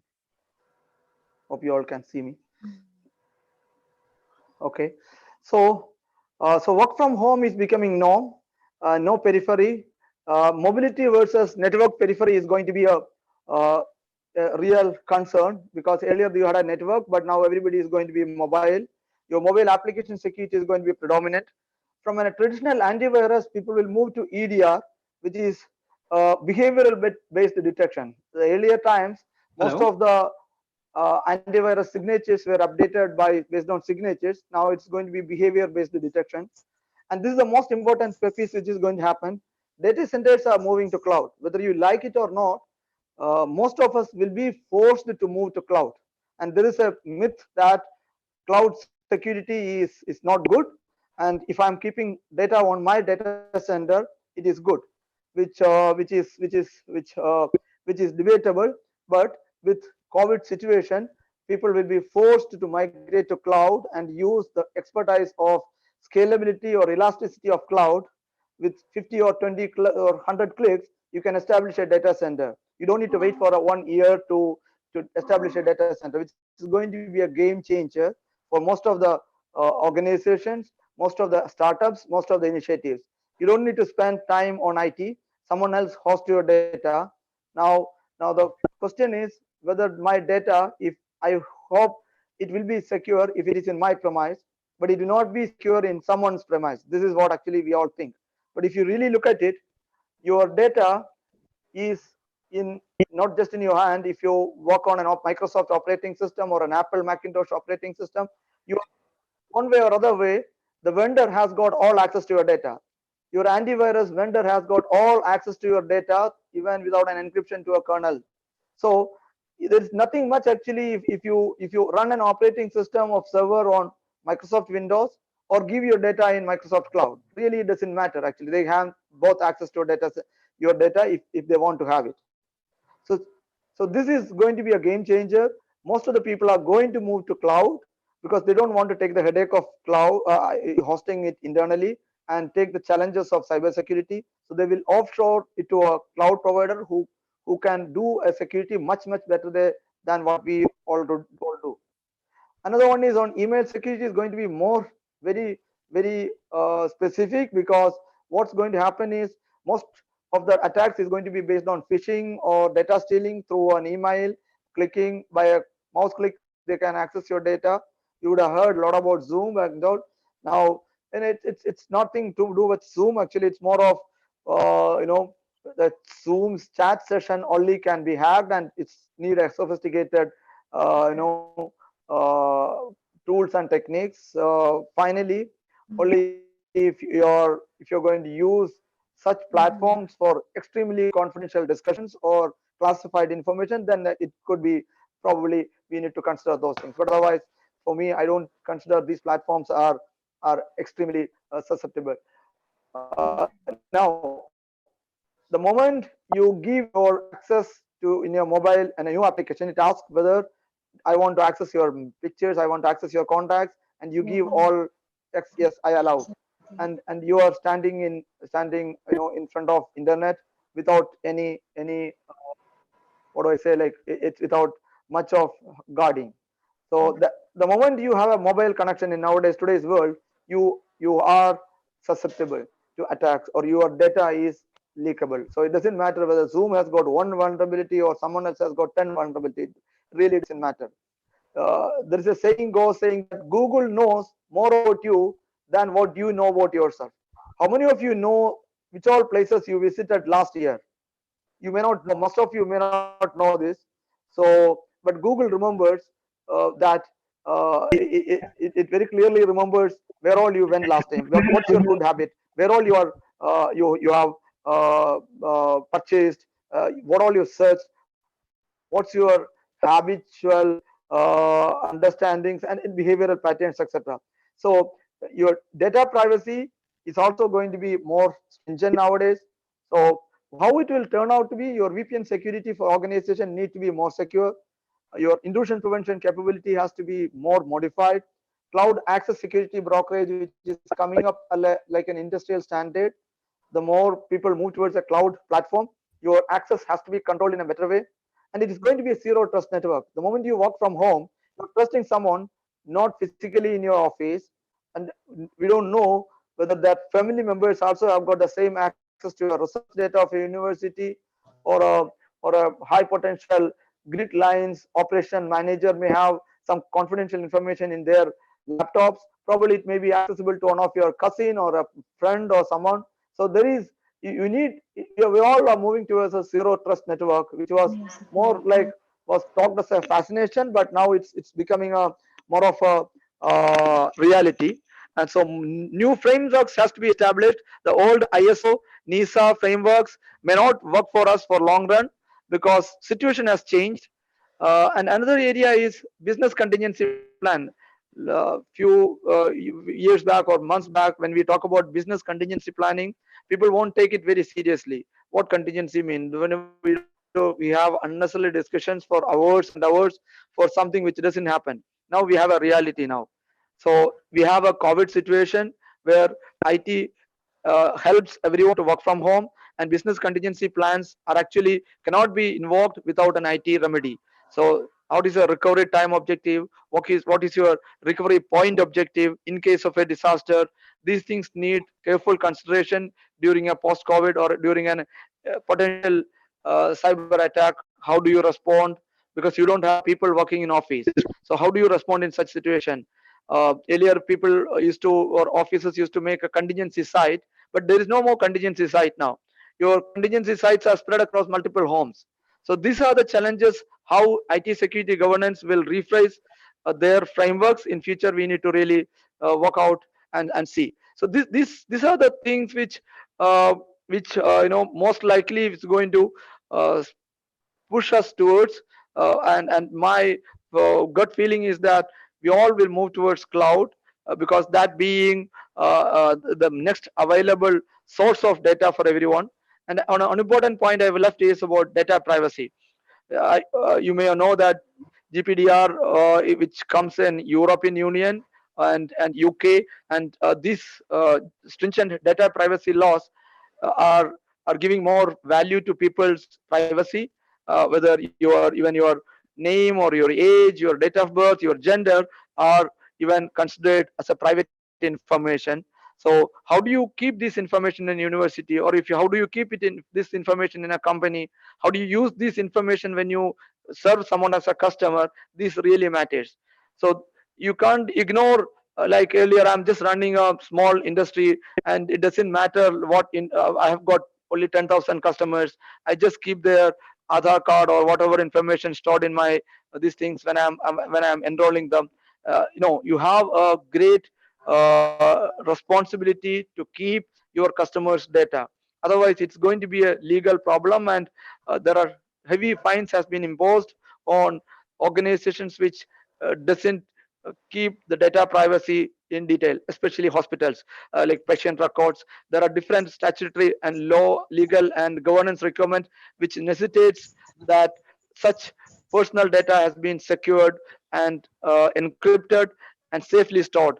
So many times a small organization cannot afford to have a quarterly audit on data privacy rights, or a PCI DSS scan, or credit card information being stored, etc., etc.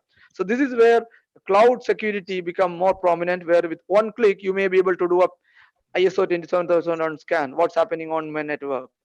So cloud providers, that being the sheer volumes, they get more business because of and they can afford to have more stringent measures for a large number of customers. So data privacy is going to play a very important role, especially post-COVID situation, where medical data is going to be very important piece of it. And also, when once the data has been leaked out, an insurance company can sell easily data for, so they can target only those people who are diabetics for a specific those who want to market a particular medicine. They can even appear on the browser screen and share those information to multiple people. So post-COVID situation, we need to really work out how we're going to phrase our data privacy rights. Yes, hello, please. Hello. Yeah, I'm hearing you. Yeah, sir, I think your screen is frozen. Can you hear me? Yes, I can hear you. The screen is frozen, I believe. It's not going to the next slide. That's what the participants are saying. And we already have a pool of questions ready. Will you repeat? Your screen sharing. Oh, okay, please go ahead. Yeah, please. Oh, that's fine. Okay, you can ask questions then. Thank you. All right, sir. I'll move to the Thanks questions for directly. hosting me. Thank you very much. The first question that we have, sir, is why does an app like Cisco, WebEx, or Meet ask an access to the user's pictures, videos, and cameras for making it available for use?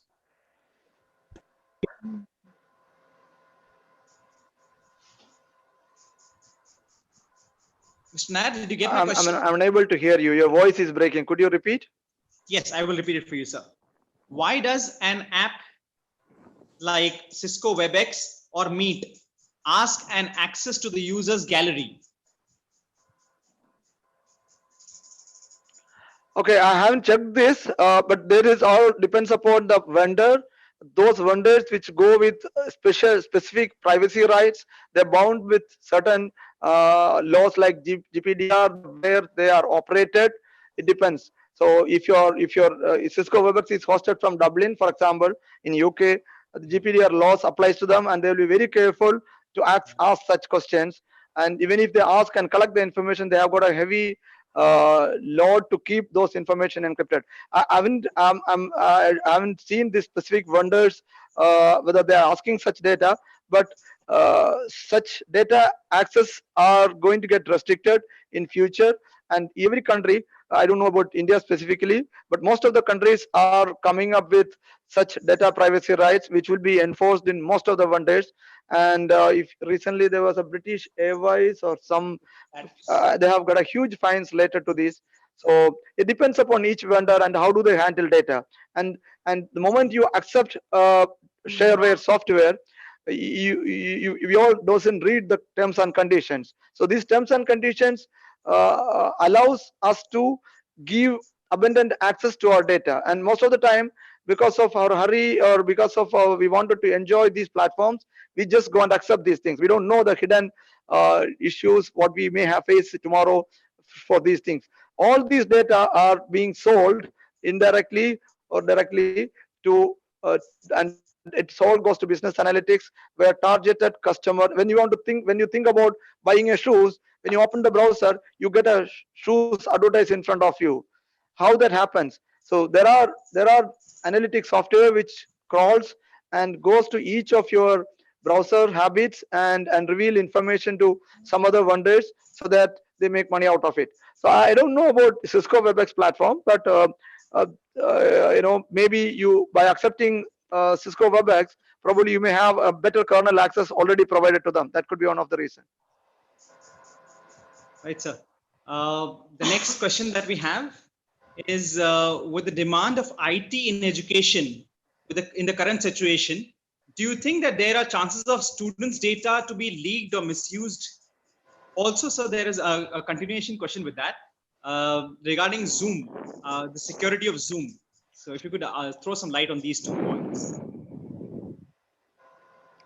Okay, see, as I said, the moment you allow someone to take your give you access to their system, they also expect to get some access to your data, unless you have a paid licensee. That's one thing. The whole purpose of providing a shareware is also to market and collect data. Point one. And we all are becoming a victim of it. So if you want to be really out of from this data privacy world, you should even discard even a mobile number. That's the situation we are moving towards. So I don't think we all can live into that situation. So what we have to do is we have to take a calculated risk. This is point one. Now, second question, what you're talking about, yes, education is going to be through online, and it's education teams or Zoom or Google Meet or whichever platform education industry is going to use, which all going to be a game changer. And I can see there are a lot of pros and cons of both, where a direct interaction, human to human interaction with a teacher and student may get weakened, but there are other advantages of being at home and doing exercises are being tracked very well, assignments being tracked. So there are positive as well as disadvantages. Now coming to security, like any other field, the moment you have data information in another company's roles database, definitely it's susceptible to attack. So So it could be intentional or could be unintentional. As I said earlier, most of the cloud providers, Microsoft or Zoom, which we depend on such access, they are extremely capable of securing your data. And this is something which I don't think we can match in a university or a corporate to build up security systems to that level. So this is an advantage as well, and we trust data such cloud providers for online learning platform. Obviously there is an opportunity where if they want to intentionally leak the data, it can be leaked, but they are also bound with regulatory restrictions. They are bound with other they also need to do business in this world. So hopefully I don't think any such great providers like Amazon or Zoom or Microsoft will do that. But anyway, we have no choice now, or else what we have to do, we have to bring our own systems, which is going to cost money. So the risk of a huge data center with such video platforms, is it worth, or going to a provider with calculated risk? That's a choice which education or industry has to make.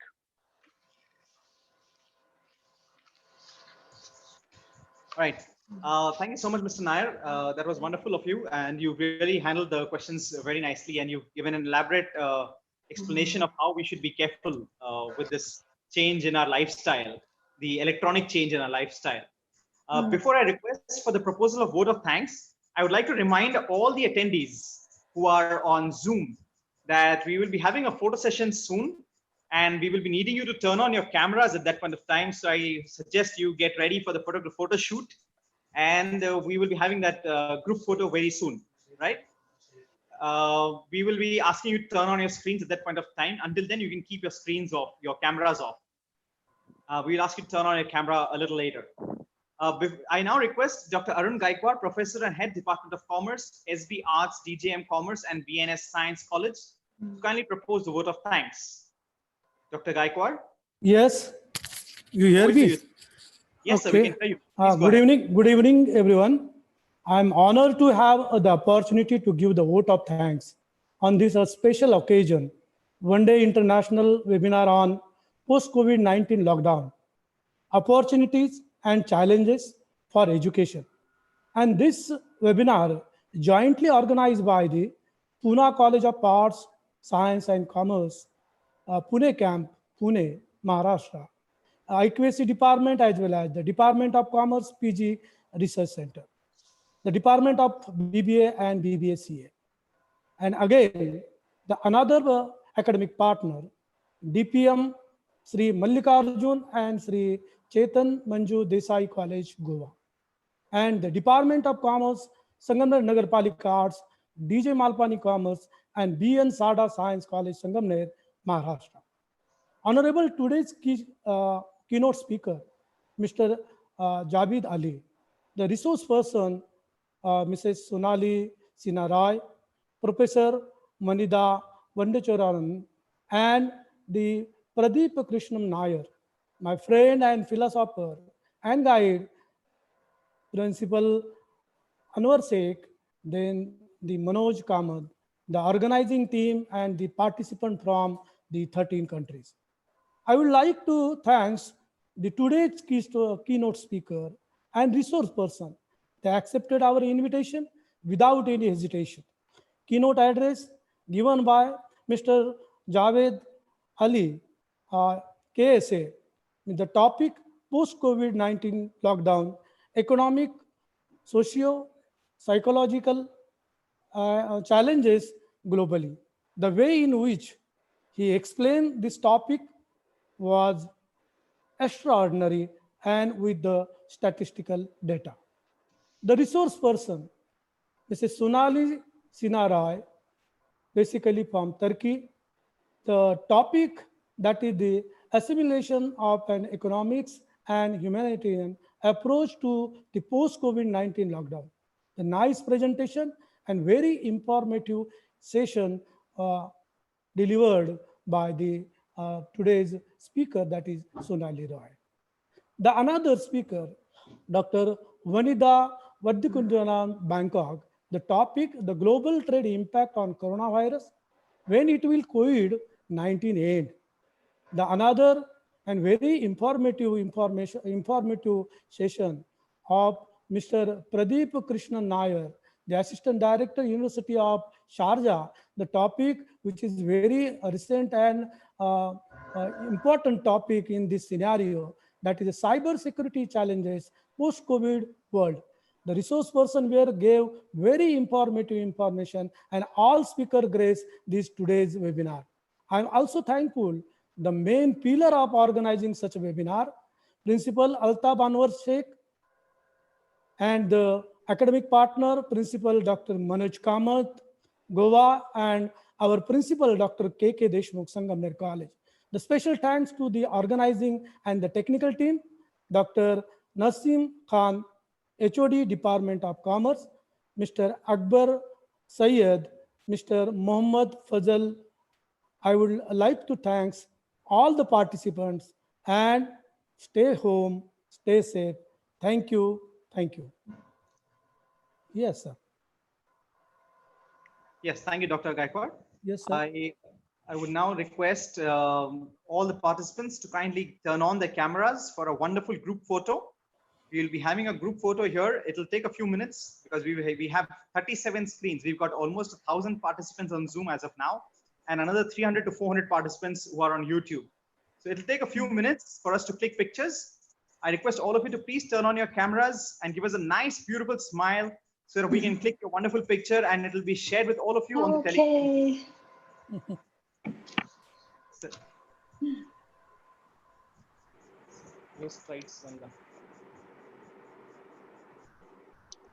Fight with COVID. Is clicking pictures. We shall look right into the cameras and give a big smile.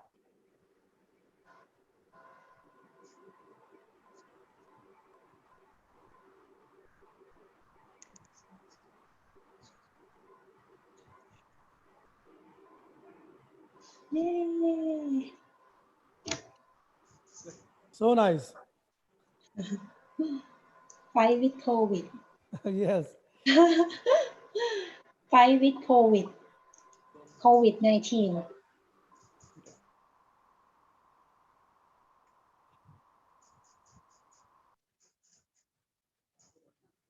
Just be a little patient. We are clicking pictures. There are 37 screens that we need to go and it takes time to load. So just be a little patient. We are clicking pictures.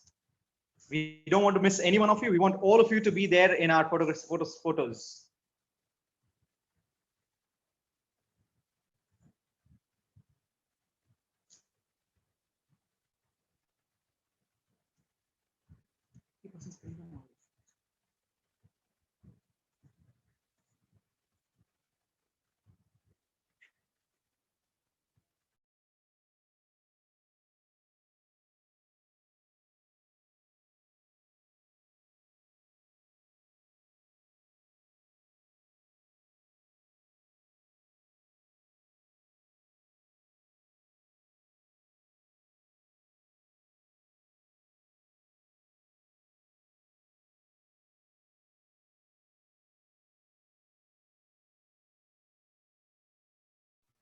We have our participants who've been clicking screenshots and sharing all this while. Thank you so much, all of you.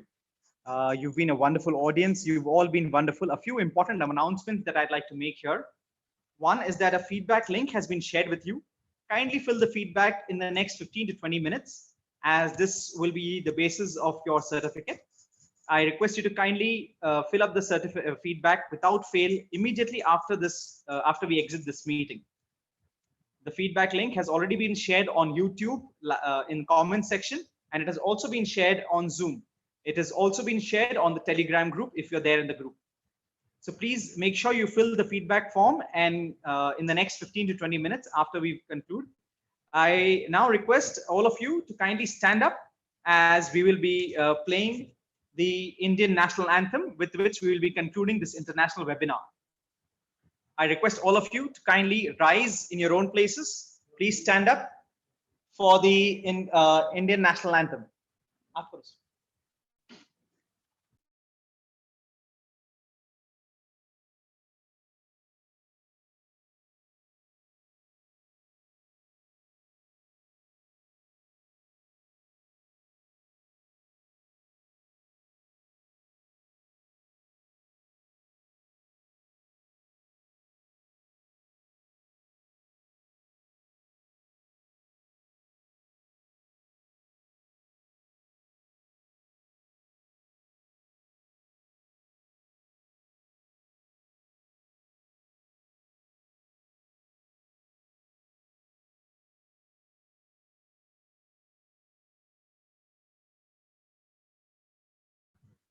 We have participants who are moving from YouTube Live to our Zoom session. We are admitting them and we shall play the national anthem in a minute. Please bear with us.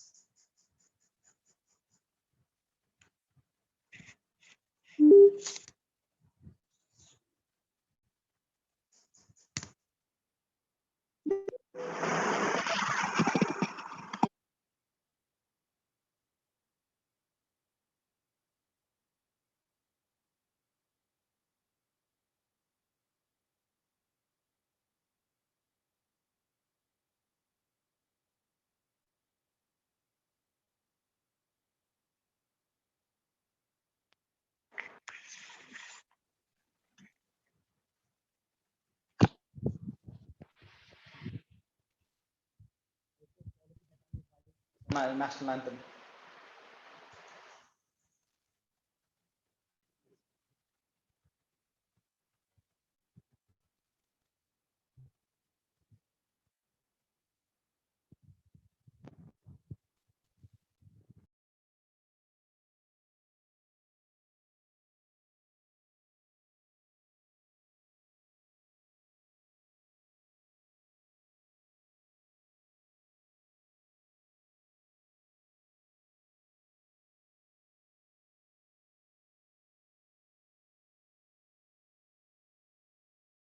जनगण मन अधिनायक जय हे भारत भाग्य विधाता Punjab Sindh Gujarat Maratha Dravida Utkal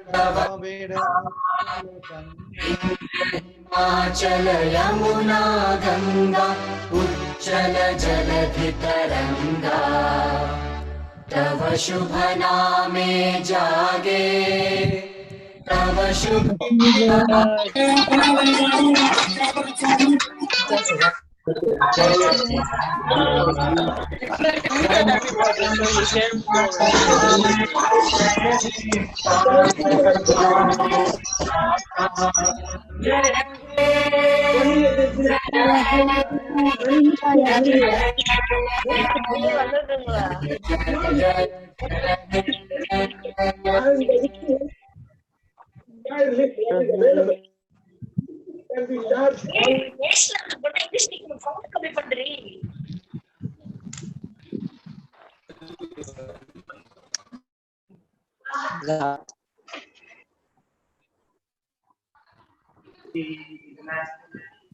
With this, we conclude the international webinar.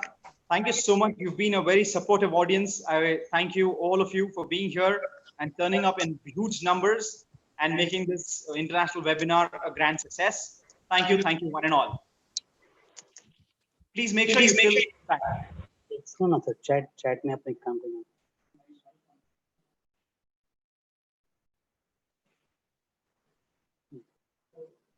Chat enable कर देना. उसमें link share किया. किसी ने link share किया?